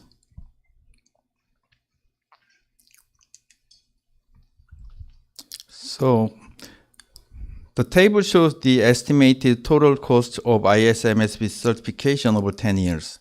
Using formulas displayed below the table, the total costs are estimated to be 1,100 billion won, which is approximately 900 billion US dollars.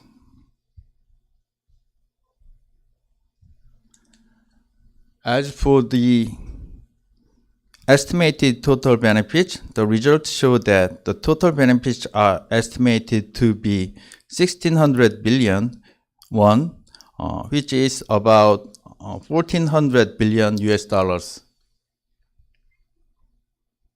So this one is the total benefit.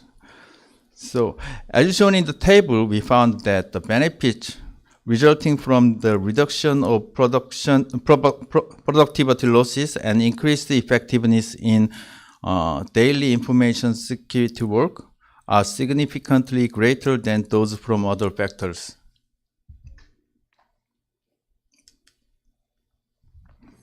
So, from the estimations, it can be identified that total net benefits of ISMSP certification over 10 years are 533 billion won, which is about 450 million US dollars. Now let's move on to the conclusions. So our policy implications are still being developed. So we hope to gain valuable insights from this conference, and we would be grateful if the discussion panel and the floor could provide us with some useful insights and opinions. So our first implication is that ISMSP certification can lead to substantial cost savings and increased recovery efficiency in the event of a security breach. Second, we have identified that purchase of hardware and software is the most significant regulatory burden associated with the ISMSP certification. Therefore, policymakers may want to consider implementing performance-based regulation that offer entities greater flexibility in choosing software or hardware they purchase.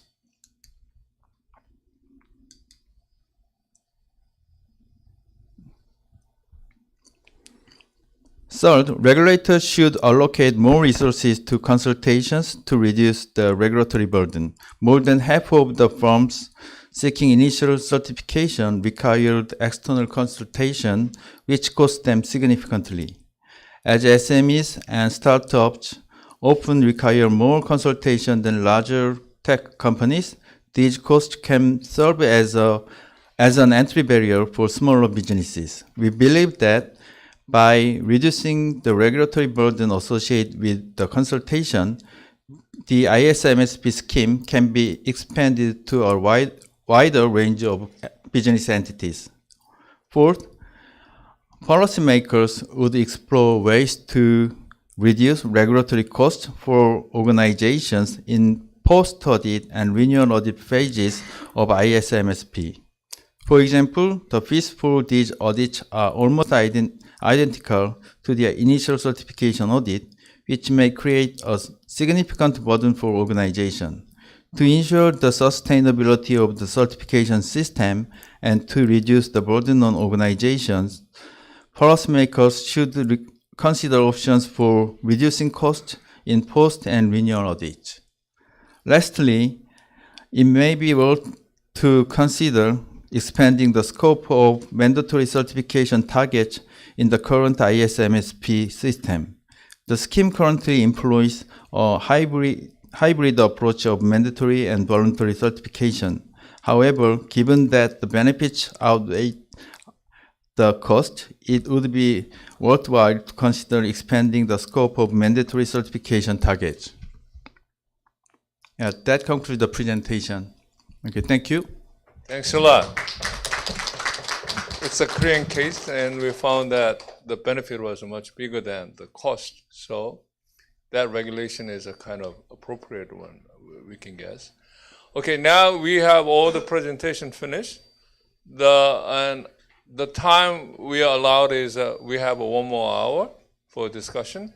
So, but already you stayed here for more than 2 hours with the ambassador's remarks and the presentation. So, as a moderator, let me give you a time for going to the bathroom or enjoy the coffee and other tea. Okay, sharp. My time is 11:15 now. So after 10 minutes, sharp 25, we can start discussion together. Okay. See you soon. Thank you.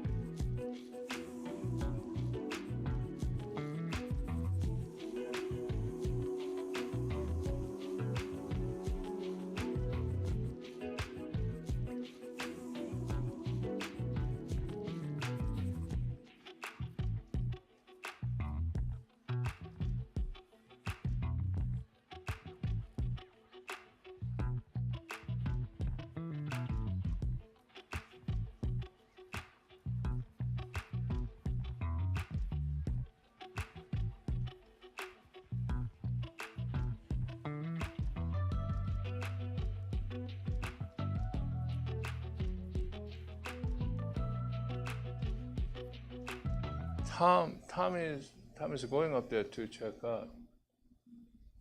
He's coming back in 5 minutes, I'm sure. Okay.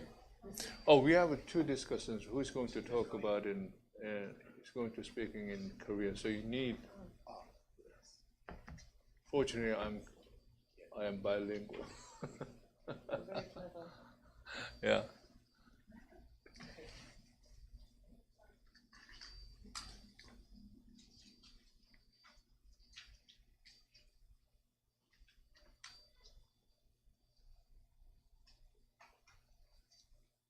All right. We are going to start the final discussion of this seminar today. And as I said before, we have three discussions. First, Chris Kang, he's head of the public enterprise team. Yeah, enterprise team. And the Mr. Wonjun Chung, he's from Korea Legislation, am I right? Legislation Research Institute. And finally, we have again the Ms. Chung-hee Kim from Korea Internet and Security Agency. So we'll start with Chris Kang, and Mr. Kang will speak in English, but other two members of our discussants will speak in Korean. So if you need, how do you say this one? This translator, then you might have to wear this one. Okay, I will give you 7 to 8 minutes maximum. Let's finish as quickly as possible. We are too tired. Okay, it's your time. Oh, here.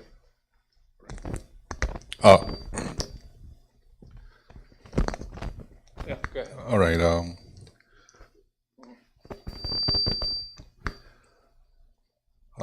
Thank you so much for the great introduction, Professor Kim. As introduced, my name is Chris Kang. I'm the head of public enterprise at Amazon Web Services of worldwide public sector of Korea. It is my great honor to be a part of the great conference as a discussant regarding this cybersecurity and also data protection. And as the title goes, artificial intelligence is being used in various fields in all industries. AI supports medical diagnosis, conducts bank loan reviews, and even applied to self-driving cars. However, as the accessibility of AI technology has improved, the number of cases of abuse is also heavily increasing as well. So that some hackers are already using AI to write more advanced phishing emails online and develop malware. Even ChatGPT can generate a very decent polymorphic malware, as shown in one of the presentations today.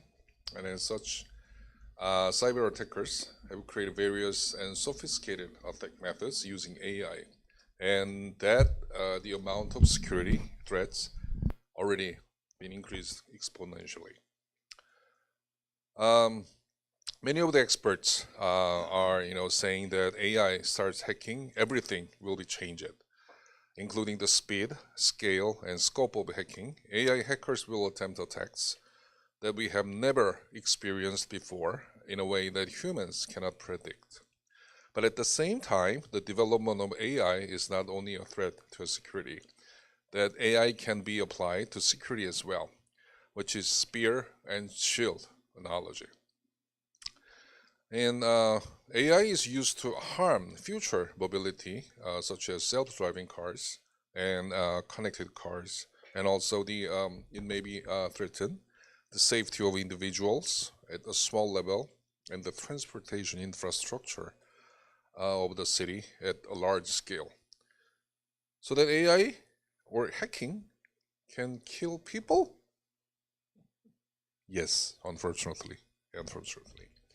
According to the data released by the Ministry of Food and Drug Safety of Korea in 2022, there was a case where a pump injecting insulin was hacked.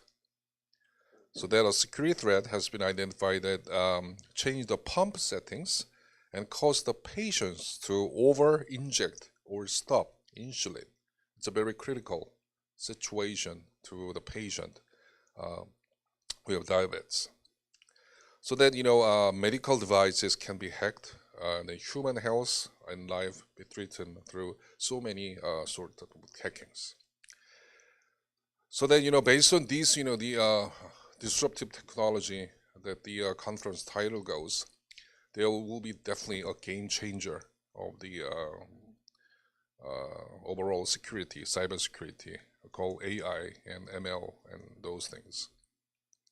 So based on this context, we have 4 presentations today, and I'm going to ask, one by one by the each, the presenters' presentation.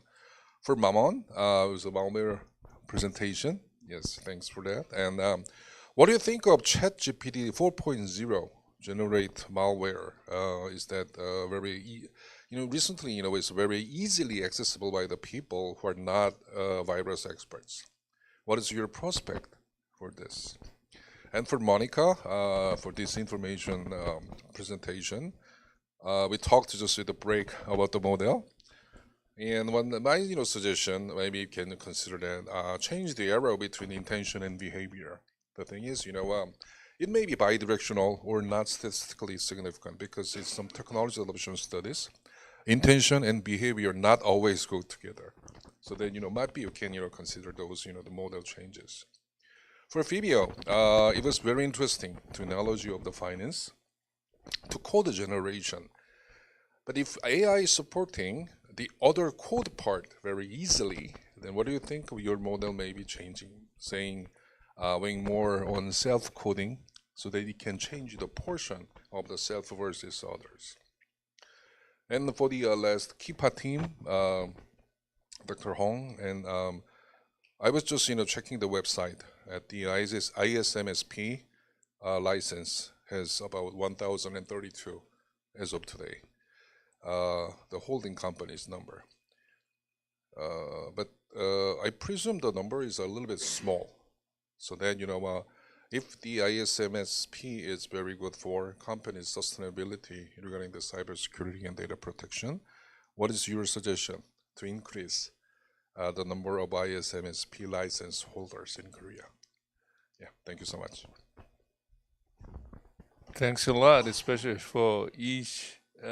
You have a question to each members of our presenters. Thanks a lot one more time. And our next discussant is Woohyun Chung, as I introduced. He's from KLRI. Okay, you're going to. It's your turn. Go ahead. 네, 반갑습니다. 한국법제연구원의 정원준이라고 합니다. 저희 기관은 이제 입법 연구를 주로 많이 하고 있고요. 그래서 입법 연구와 규제 연구, 법 제도에 대한 연구들을 수행을 하고 있고요. 저는 개인적으로 지식재산권과 개인정보보호법과 관련된 연구들을 신산업 관점에서 연구를 하고 있습니다. 그래서 오늘 어쨌든 이렇게 귀중한 자리에 초대를 해주셔서 굉장히 감사하다라는 말씀을 우선 드리겠습니다. 네. 이렇게 하도록 하겠습니다. 사실 오늘 이제 발제 말씀들을 들으면서 상당히 다양한 주제로 살펴주셔가지고 이 토론을 준비하는 입장에서는 어떤 말씀을 드려야 되는지 굉장히 어려운 지점이 있었다라고 생각이 됩니다. 우선 마문 교수님께서 그 사이버 위협에 대한 말씀을 해주셨고, 모니카 윈니 교수님께서 어떤 데이터의 거버넌스 그리고 미스인포메이션에 대한 지적을 해주셨고, 파비오 교수님께서 또 소프트웨어의 어떤 에코시스템에서의 위험 요소에 대해서 살펴주셨고, 한국행정연구원에서는 개인정보 보호의 어떤 인증 체계에 대해서 말씀을 주셨습니다. 사실 이 주제들을 들으면서 느꼈던 전체적인 소감을 말씀드리면, 어쨌든 우리가 이제 디지털 트랜스포메이션의 그런 기술들이 상당히 최근에 들어서 급속도로 발전을 하고 있고, 여기에는 상당한 기대감을 가지고 있으면서도 또 한편으로는 어떤 인간의 기본적인 누려야 될 존엄성이라든가 그리고 인간의 어떤 프라이버시라든가 이런 것들에 대한 보호에 있어서의 측면도 굉장히 크게 부각이 되고 있다라는 점을 느끼게 되는 것 같습니다. 하지만 이제 여기 계신 분들 아마도 다들 이제 인터넷을 등장하던 그런 시점들을 겪었을 텐데요. 그때 당시에도 사실은 어떤 인간이 이제 기억하고 정보를 저장을 하고 활용을 했던 것들이 인터넷을 통해서 이런 기억하거나 정보를 저장하는 것들이 되게 감퇴될 것이다 라고 하는 우려도 나왔고요. 그리고 인터넷이 등장하면서 익명성을 통해서 표현의 자유가 극대화되면서 인터넷 환경을 통해서 굉장히 유해한 콘텐츠라든가 이런 것들로 생태계가 어지러질 수 있다라고 하는 그런 우려들이 나왔었습니다. 저는 지금 인공지능이 갖는 그런 변화의 시점에서도 비슷한 시기에 와 있다라고 생각이 됩니다. 그런 측면에서 봤을 때 제가 이제 연구하는 법학의 측면에서 봤을 때도 이런 디지털 기술들의 발전이 과연 인간의 어떤 존엄성이라든가 기본적인 권리에 있어서의 어떤 침해를 야기할 수 있는지, 그리고 그것을 법학이 어떻게 대응해야 되는지를 연구를 하고 있습니다. 한국에서는 2016년도에 알파고 충격이라는 굉장히 큰 사건이 발생을 하면서 법학계에서도 상당히 많은 논의들이 이루어졌습니다. 왜냐하면 기존의 법학은 아무래도 인간이 법적인 주체가 되고요. 그리고 인공지능은 사실은 객체에 해당되는 어떤 기술의 수단이자 보호의 대상이 됐었습니다. 그런데 이제 인공지능이 발전을 하면서 인공지능이 의사표시를 하게 되고, 그리고 의사표시를 통해 가지고 어떤 계약이라고 하는 법률 행위를 하게 되고, 그런 법률 행위를 하게 되면서 발생하는 오류나 이런 것으로 인한 손해에 대한 배상에 대한 책임을 져야 되고 하는 문제들이 기존의 법학과는 다르기 때문에 많은 논의들이 발발을 했었고요. 그래서 이제 루만의 체계 이론이라는 이론을 빗대서 사실은 이 법학도 법적인 주체를 인간만으로 한정을 하는 것이 아니라 어떤 사회적 체계, 국가의 체계들을 구성하는 것에 대해서 법적 주체로서 인정을 해왔다라고 얘기를 하면서, 행정법 같은 경우에는 어떤 공적 주체 자체가 사실은 인간이 아니라 국가 행정 체계이기 때문에 이러한 논리로 따지자고 하면 인공지능의 경우에도 사회체계의 구성 요소로서 혹은 국가체계의 행정체계 구성 요소로서 본다면 법적 주체성을 인정할 필요가 있다라는 논의까지 이루어졌었습니다. 네, 그러면서 이제 뭐 행위론이라든가 책임론에 관한 논의들이 다채롭게 논의가 됐었고요. 그런데 이제 시간이 흘러서 최근에 이제 챗 GPT로부터 발생하는 여러 가지 법적 갈등들을 보면 이제 조금 더 인공지능이 구체적으로 인간의 권리를 침해할 수 있는 요소들이 많이 발견이 되는 것 같습니다. 최근에 이제 영국에서 이제 소송이 이루어지고 있는 것이 인공지능 기반으로 해서 그림을 생성하는 스테빌리티 AI라고 하는 기업에 대해서 게티 이미지가 그 저작권 침해 소송을 지금 제기를 했습니다. 여기에서 보면 그 기존에 있는 여러 가지 이미지 데이터들을 이 스테빌리 AI가 가져가서 학습을 하고 그 결과물들이 인간의 저작물에 해당되는 저작권을 침해하는 요소들이 발견이 됐기 때문이거든요. 이런 식으로 지금 현재 실질적으로 우리가 법적인 체계에서 보호하고 있는 것들을 인공지능이 침범하는 영역들이 생겨나기 시작을 한 겁니다. 그렇기 때문에 그런 논의들이 더욱더 지금 굉장히 첨예하게 이루어지고 있다라고 생각이 들고요.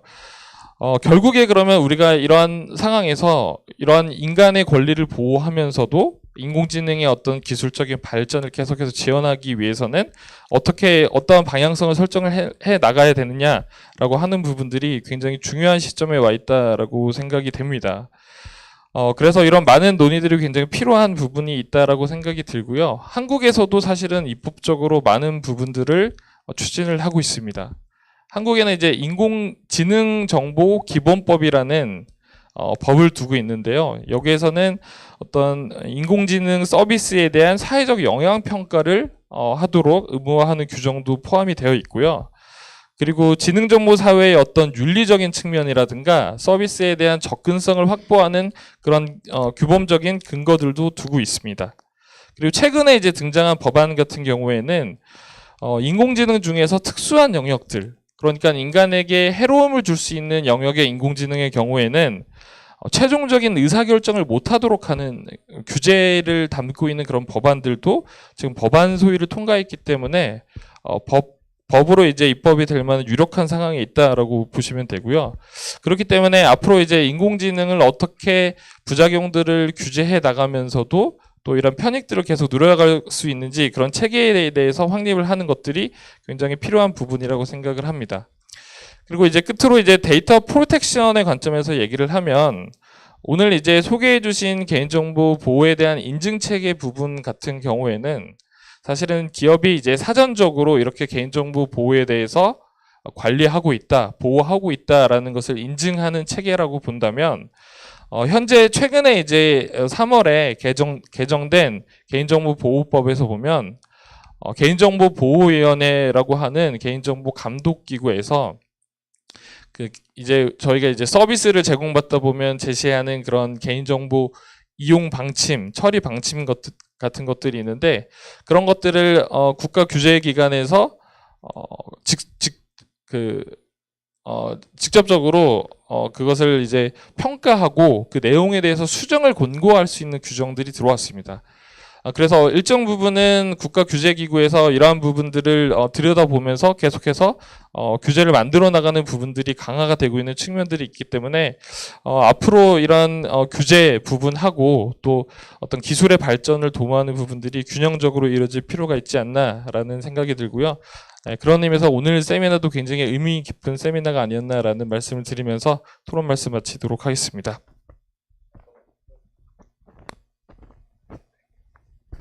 Thank you, Dr. Chung. And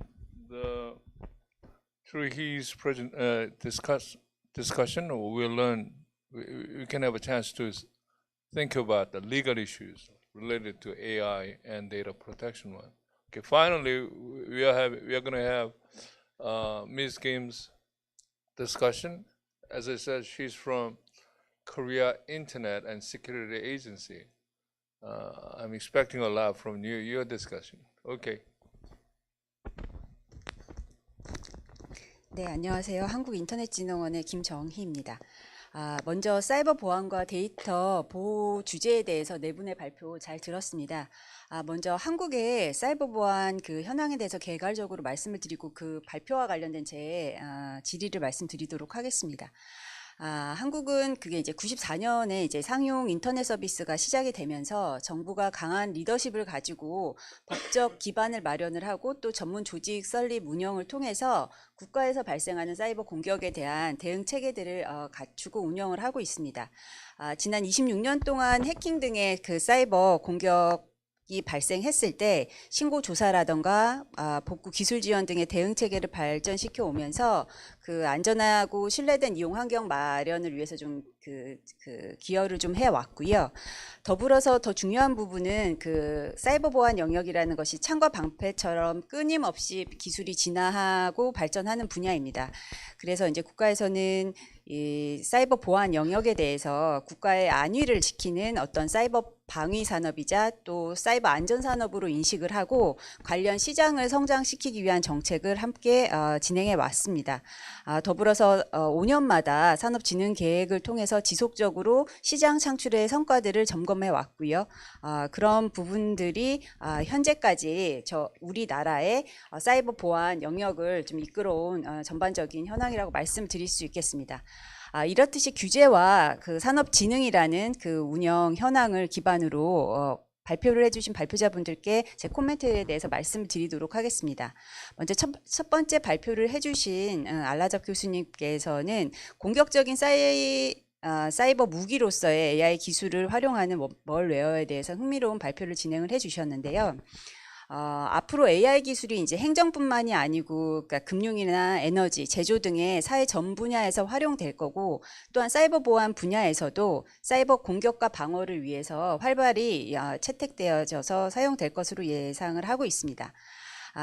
특히 AI 기술을 악용한 사이버 공격의 경우는 사회 인프라라든가 국민의 생활 안전을 크게 영향을 미칠 수밖에 없는 공격으로 이어질 수밖에 없고 이 경우 이제 정부는 국가 안보 차원에서 그러한 대응들에 대한 강조를 할 수밖에 없는 상황에 왔다고 생각을 합니다.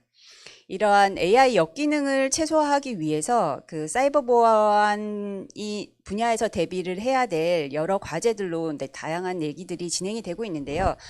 기초적으로 윤리적인 지침을 비롯해서 교육과 인식 제고, 또 이제 적절한 수준의 규제, 또 이제 기술적으로는 AI 공격에 대해서 탐지를 해내고 실제적으로 그 공격 자체를 무력화할 수 있는 방어적인 대책 등에까지 여러 과제들이 이제 제안이 되고 있습니다만, 예를 들어서 규제의 경우에도 어디까지가 규제가 가능하고 어떤 기준으로 해야 될지에 대한 논란들은 여전히 지속되고 있는 것 같습니다. 이런 것들을 볼 때 구체화되고 실행력을 가진 그러한 대안들이 방안들이 만들어지기 위해서는 좀 오랜 기간 다수 이해관계자들이 지속적으로 협의가 진행되어야 될 것으로 판단하고 있습니다.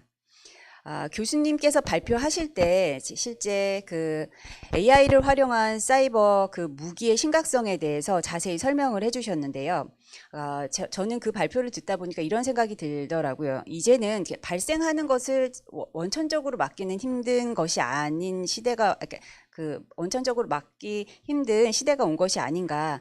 일단 발생했을 때 그 부분에 대해서 적절히 그 대응할 수 있고 피해가 최소화될 수 있는 방안들을 만들어 놓고, 또 그러한 그 혁신적인 기술을 활용한 공격에 대해서 지속적으로 방어가 가능하도록 노력하게끔 그런 체계를 만들어가는 것이 더 중요한 게 아닌가, 이런 생각이 들었습니다.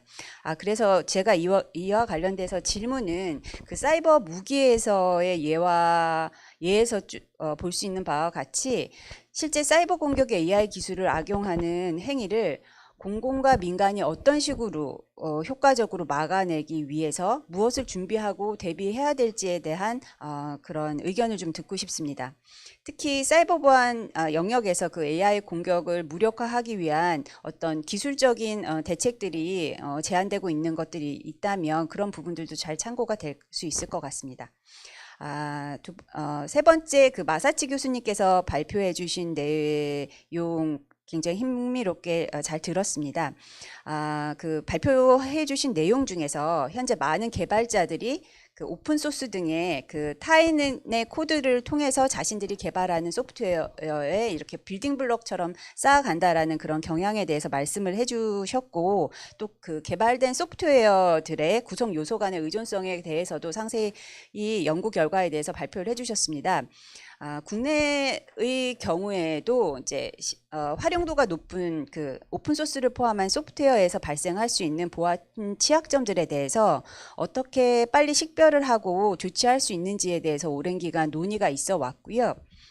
그 오픈소스 등을 포함한 소프트웨어에 대해서 실제적으로 이용자들이 이제 이용을 하다가 자발적으로 취약점을 발견해서 이에 대해서 신고를 하게 되면 적절한 포상을 하고, 또 해당 소프트웨어를 이용하는 서비스 제공자들이 그 보안 조치를 할 수 있게끔 독려하는 그 버그 바운티라는 제도를 또 도입을 해서 국내에서는 또 운영을 하고 있는 상황입니다.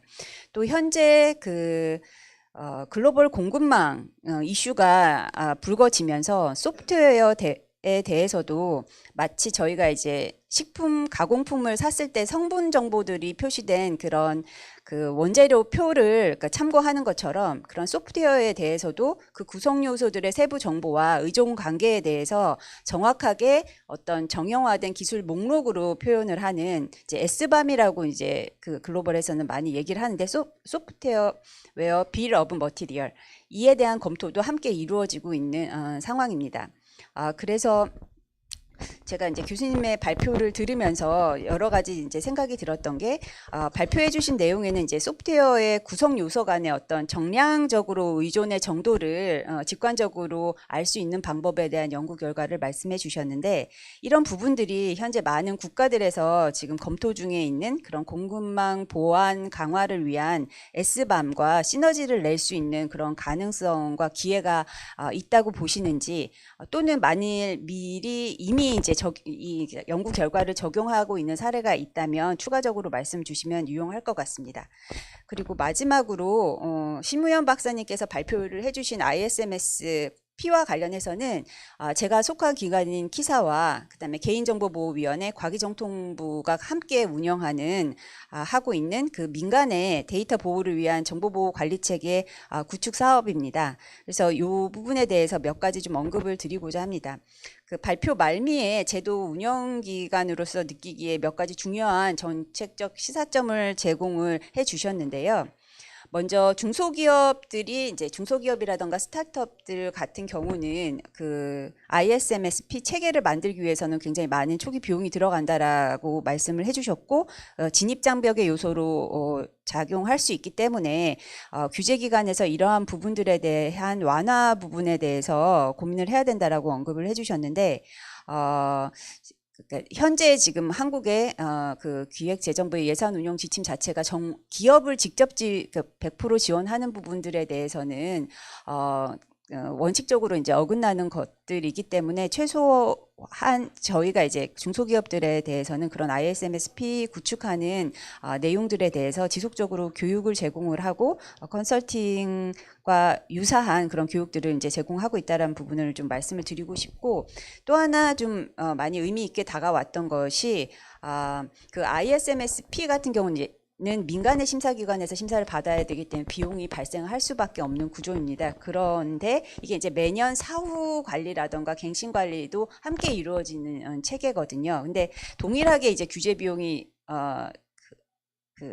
지불되고 있는 부분에 대한 것에 대해서 줄이는 방법을 찾아야 된다라는 말씀을 주셨는데 이게 어떤 그러니까 기업의 정보 보호의 어떤 성숙도라던가 이런 부분들이 함께 고려되어질 수 있다면 그런 뭐 사후나 갱신 심사 등에 대한 규제 비용도 함께 줄여가는 방법으로 연구가 가능할 걸로 느껴졌습니다. 네, 제가 준비한 토론 내용은 여기까지입니다. 감사합니다. Yeah, thank you, Ms. Kim. And we have about maximum around 20 minutes. So before answering the question by these discussants, let me just open the question to the floor. If you have any questions, and then you can raise your hand. And okay, I expect so. Tom, Professor Soda, you can ask us. Oh.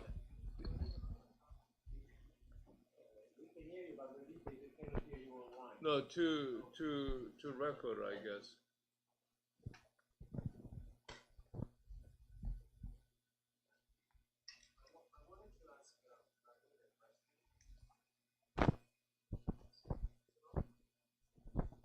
Yeah, you can have. It's on. Great, thank you. I wanted to ask Mamoun a question. Is it possible, just because you've got these self-evolving bits of malware, would it be possible to say there's a baseline for normal non-evolving code? So let's monitor anything that changes too much. Is that the sort of outline of what a response to this kind of malware would be? Okay, you can answer later. All right. Any other question? Okay. Dr. Lee, you can talk about it. 네, 저는 한국말로 질문 네, you can do it. 하겠습니다. 모니카 위티 교수님 발표를 좀 재밌게 들었었는데요. 네, 가짜 뉴스나 아니면은 이제 특히 선거에 있어서 이제 그런 어떤 프로파간다성의 어떤 그런 정보들이 많이 이제 양산되는 것을 볼 수가 있는데, 제가 언론이나 이제 이런 쪽의 법을 정확히 아는 것은 아니지만 어떤 사실이 아닌 정보에 대해서는 이제 규제가 될 것으로 생각이 되는데, 이런 식으로 굉장히 사실을 굉장히 광범위하게 왜곡시키는 심리적인 전략에 대해서는 사실 굉장히 그걸 걸러내기가 상당히 어려운 부분이 있다고 생각이 되는데, 혹시 이제 호주라든지 아니면 다른 세계 각국에 이제 그런 부분에서의 어떤 그런 정보에 대한 규제나 아니면 공정 경쟁, 그러니까 선거에서의 공정 경쟁이나 여러 가지 공정 경쟁을 해치는 부분에 대해서 제재를 하거나 규제를 하는 부분이 있는지 궁금합니다.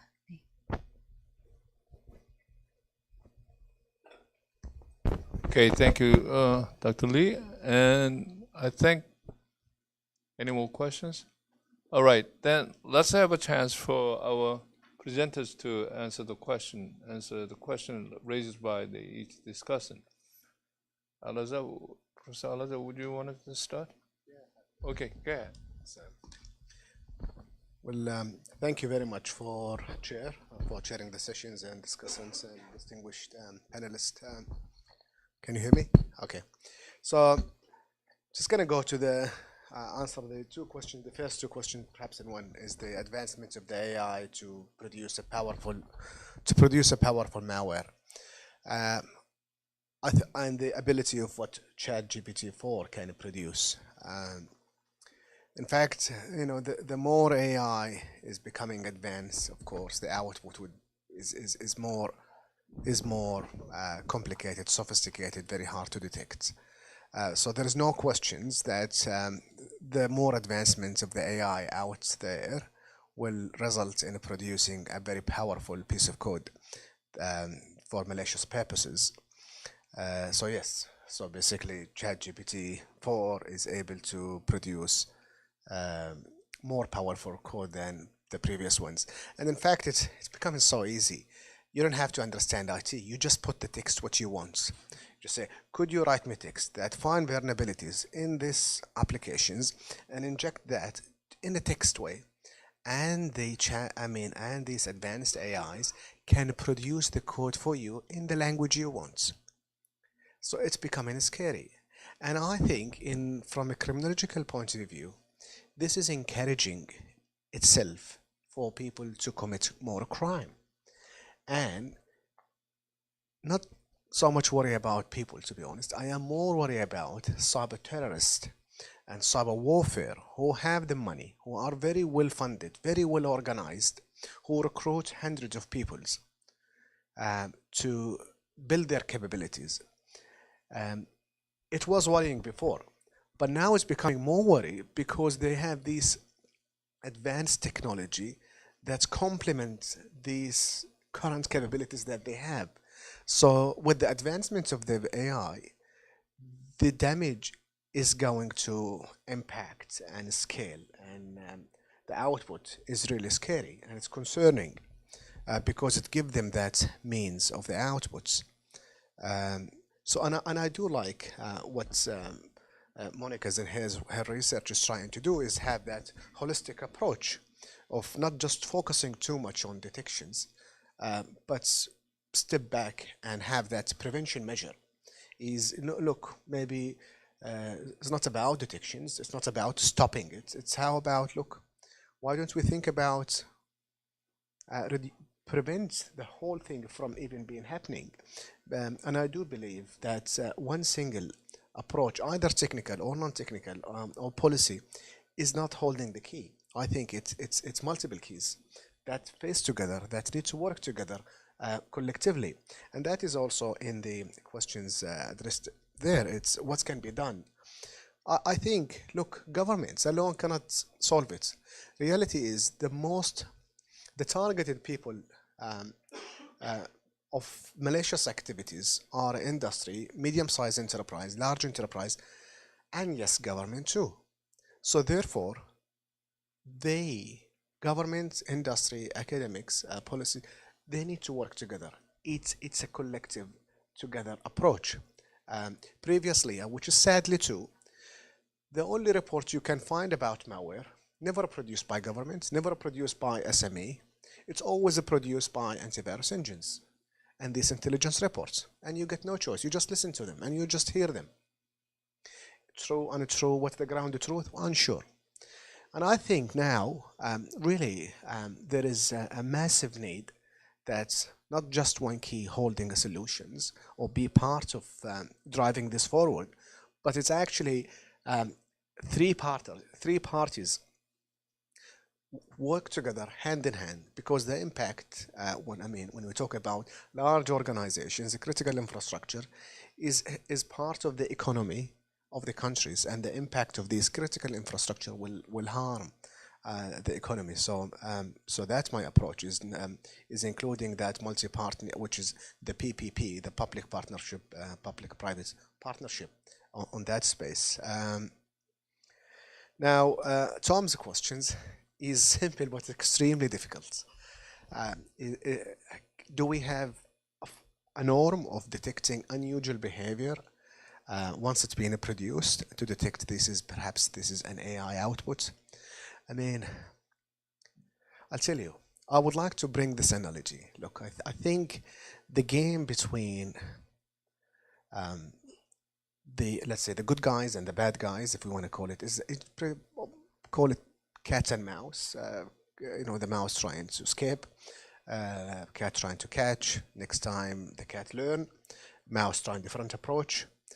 This game is becoming too advanced in a way where it is the methods and the means is becoming too complicated, and I think AI too is able to produce a very code that mimic the human outputs, similar to the ChatGPT output in the NLP way. It's you could ask this AI advancement to write an email in a friendly way, mimic the human. It's absolutely true when you also apply that to the code environments. Make it very handy. Use the classes, use functions. Do it not too good. Do it so it's mimic that, and therefore making mutations is extremely difficult. However, having said that, the advancement of the AI without a direction is dangerous. And I mean, this is where the other aspects of the AI, the responsible AI part, is play a very key important role here. The ethical side of the developments of the AI, the biasness, the transparencies, and also the transparencies and the explainability side of the AI can perhaps reduce and help in perhaps identifying these outputs that are produced by the AI. And sadly, when large enterprises producing AI, we often focus about the operation side. We never focus about what the impact. I'll give an example. When, for example, you want to produce like a camera, an IoT device, you never thought about producing it to make it secure. You often want to produce IoT device to make it work. And later on, really, you improve security if you want to, really. Because security never give you profitability. So it's the functionality for industry-based orientation is very many drive. So yeah. Thanks for your detailed response, explanation about to the question. Thank you. And now let's go to Professor Whitty. You have several questions to answer. No, you have to push. It's green. Good. Yeah, I want to say thank you to the discussants and the questions that were asked as well, which were really thoughtful presentations in themselves. To firstly address the first question by Chris Kang, that it was obviously a good question looking at the theory of planned behavior and how that works. I want to first point out, just to clarify a few things from the talk.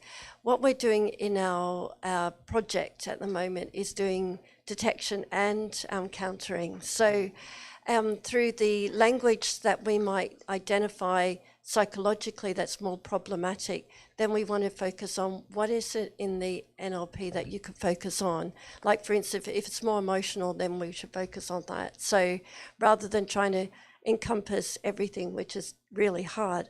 But I think that fits in well to looking at this model of the theory of planned behavior. And the question was about and if you've got your books out with the, if you want to see the model again, it's on page 136.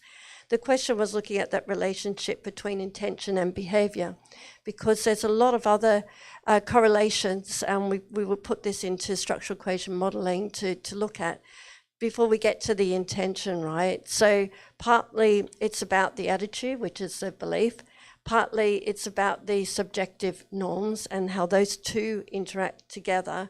So the subjective norms are, do I see others that I identify with as acting in this particular way? And also partly between perceived behavioral control. So that's saying, do I believe I have the ability to act? And so all those things are related together before we get to the intention. What I'd also say, this is a fairly simple model, although it's not thought about often in cybersecurity, but I actually draw a little bit, I add to that model a little bit as well, because some of my work looks at personality too. So for instance, with scams, we find that people who are more impulsive go to that quick decision making and behavior a whole lot quicker. So in my models, I put that into the equation as well. So that's important. And there's a whole lot of other things you might look at, but I think what I was trying to do from that model is exactly what you were pointing out, that leading from the intention to the behavior, there's a lot more in the background that happens before we get there. When we throw it into our statistics, we look at the strength of those relationships. And so in our work, we can look at that for different types of misinformation, disinformation that we're concerned with, and look at where the strengths of those relationships. Is attitude more important, for instance? Is subjective norm more important? So these are testing hypotheses out as well. So thank you for that excellent question. To address the other issues, there was a lot of excellent discussion around the legal issues, and obviously those are important, and regulation. As a psychologist, I'm not the authority on legal or regulation, but what I can say, they're important, and also the fact that looking at those global issues in terms of law, that's always been a problem since cyber's come about, and you've clearly pointed out how that's still really, really important to consider. But I'd say also, where does the government come into play here? And you're right to point out, it's beyond just the legal framework and the regulation framework. It's also helping citizens and businesses to cope with this too, right? And obviously defence is there because they see this as a grey zone. This is, you know, a military issue for them. So when we look at e-safety, for instance, governments try to jump in and help, and that's great, but often they do it uninformed, and that's part of the problem then. Actually, in previous work I've done, I've found that when people look at some government websites, they're more likely to be vulnerable than protected. So these are important issues to get right as well.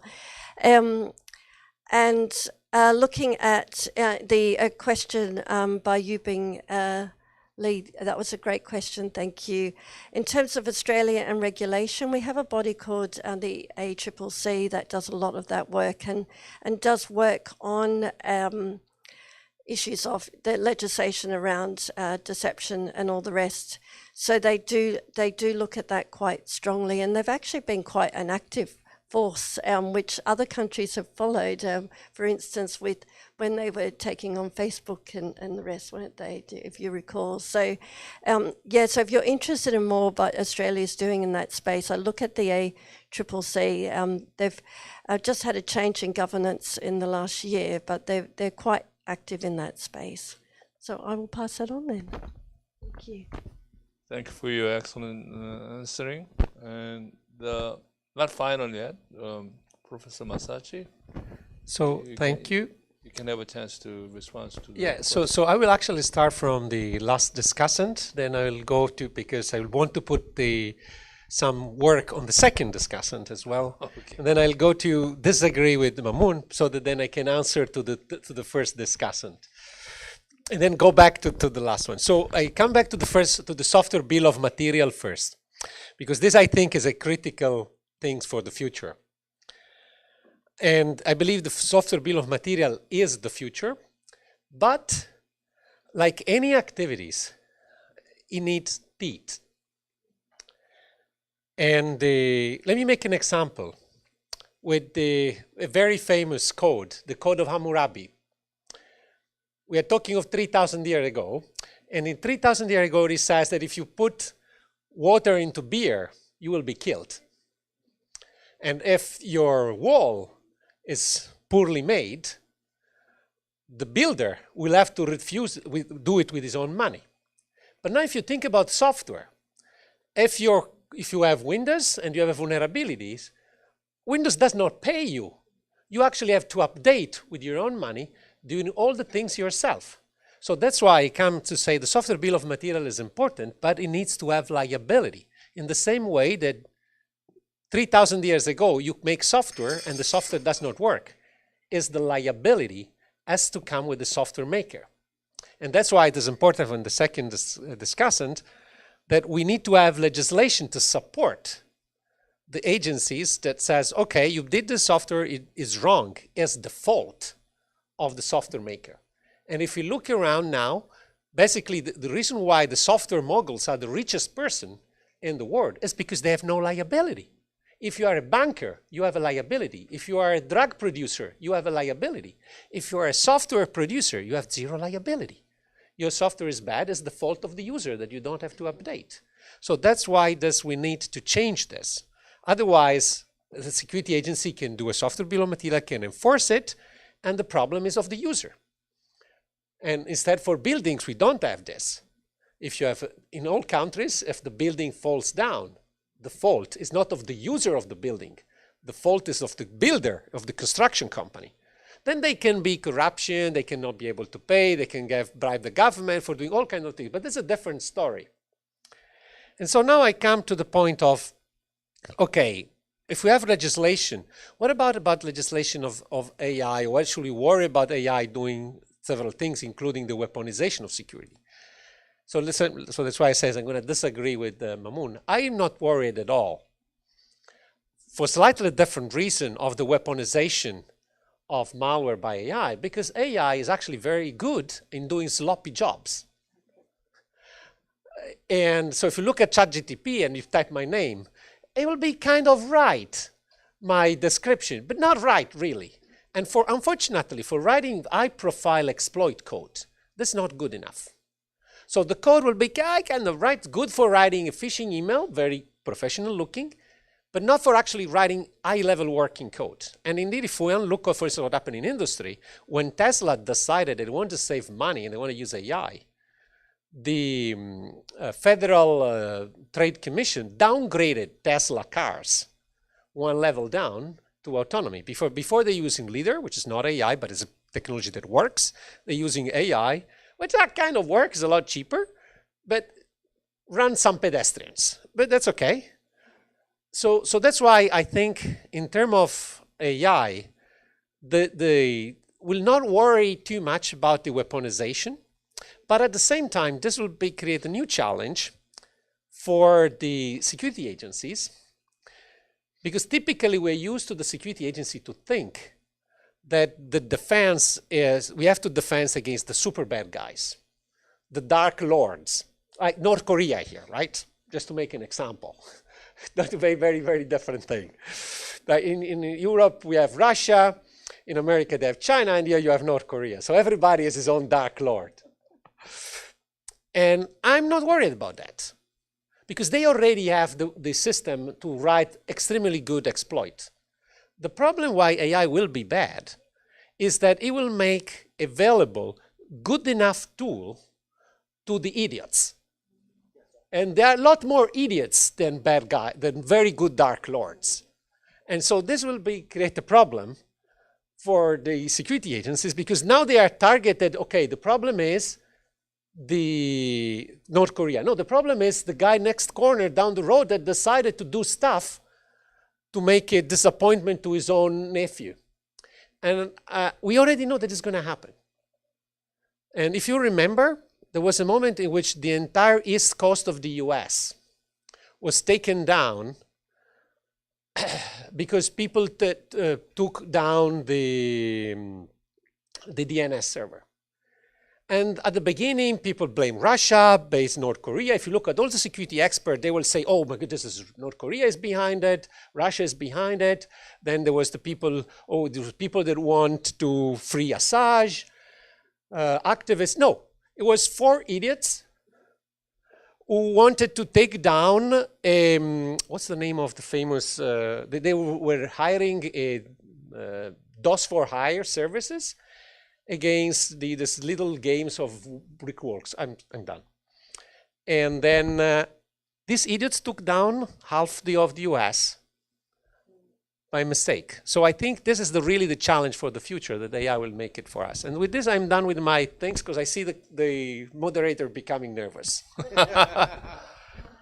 I'm really happy to hear the Italian accent when they just speak in English, because my first friend, when I just went to the States 40 years ago, he was Francesco Coletti from University of Rome, as I said, and while he was talking, he was so happy to just give us an explanation. So I appreciate you. Thank you. All right, finally, we almost come to an end of our allotted time. So, Dr. Shim, you can finish as quickly as possible. You have all the power to finish as quickly as possible. First of all, I would like to thank to all for their insightful comments.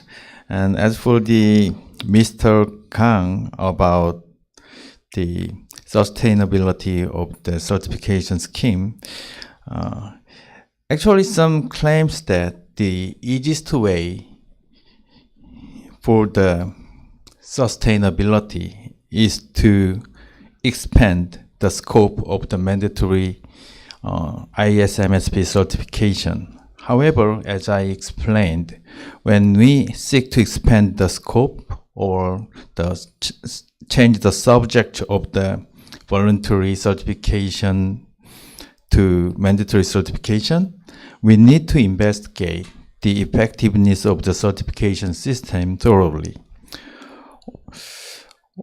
Also, we need to provide more, as I said, more flexibility for the specification of a security measure. During the study, we conducted a series of interviews with the CISOs and CPOs, and some of them said that some organizations, particularly small companies and startups, give up the renewal of the certification because the cost burden and the lack of flexibility of security measures, when they implemented the security measures, there is a lack of flexibility. I think that these burdens actually prohibit the reason small companies and startups gave up the renewal or apply for the certification. So, and then for the Dr. Jung's comment, there should be sync between the regulations and rules and standards.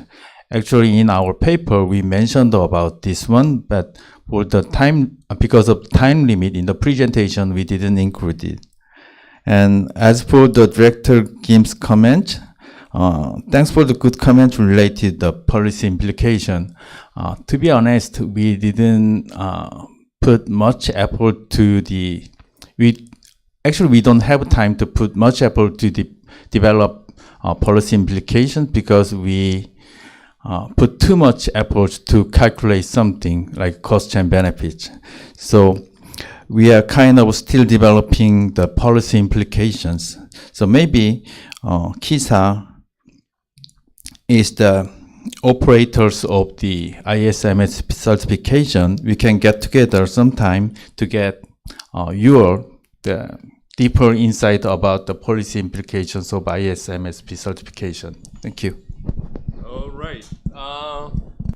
We arrived at at the final time, the end of our time period. It's about 5 minutes later than the expected time, but I strongly believe you must be kind of hungry for lunch. So it's time for us to wrap up this great seminar. And once again, I really appreciate our 4 distinguished professors and the Dr. Shim, and also the very powerful and distinguished the discussant today, and also the floor discussant. Thank you all, and let's finish our seminar with a big hand to all of us.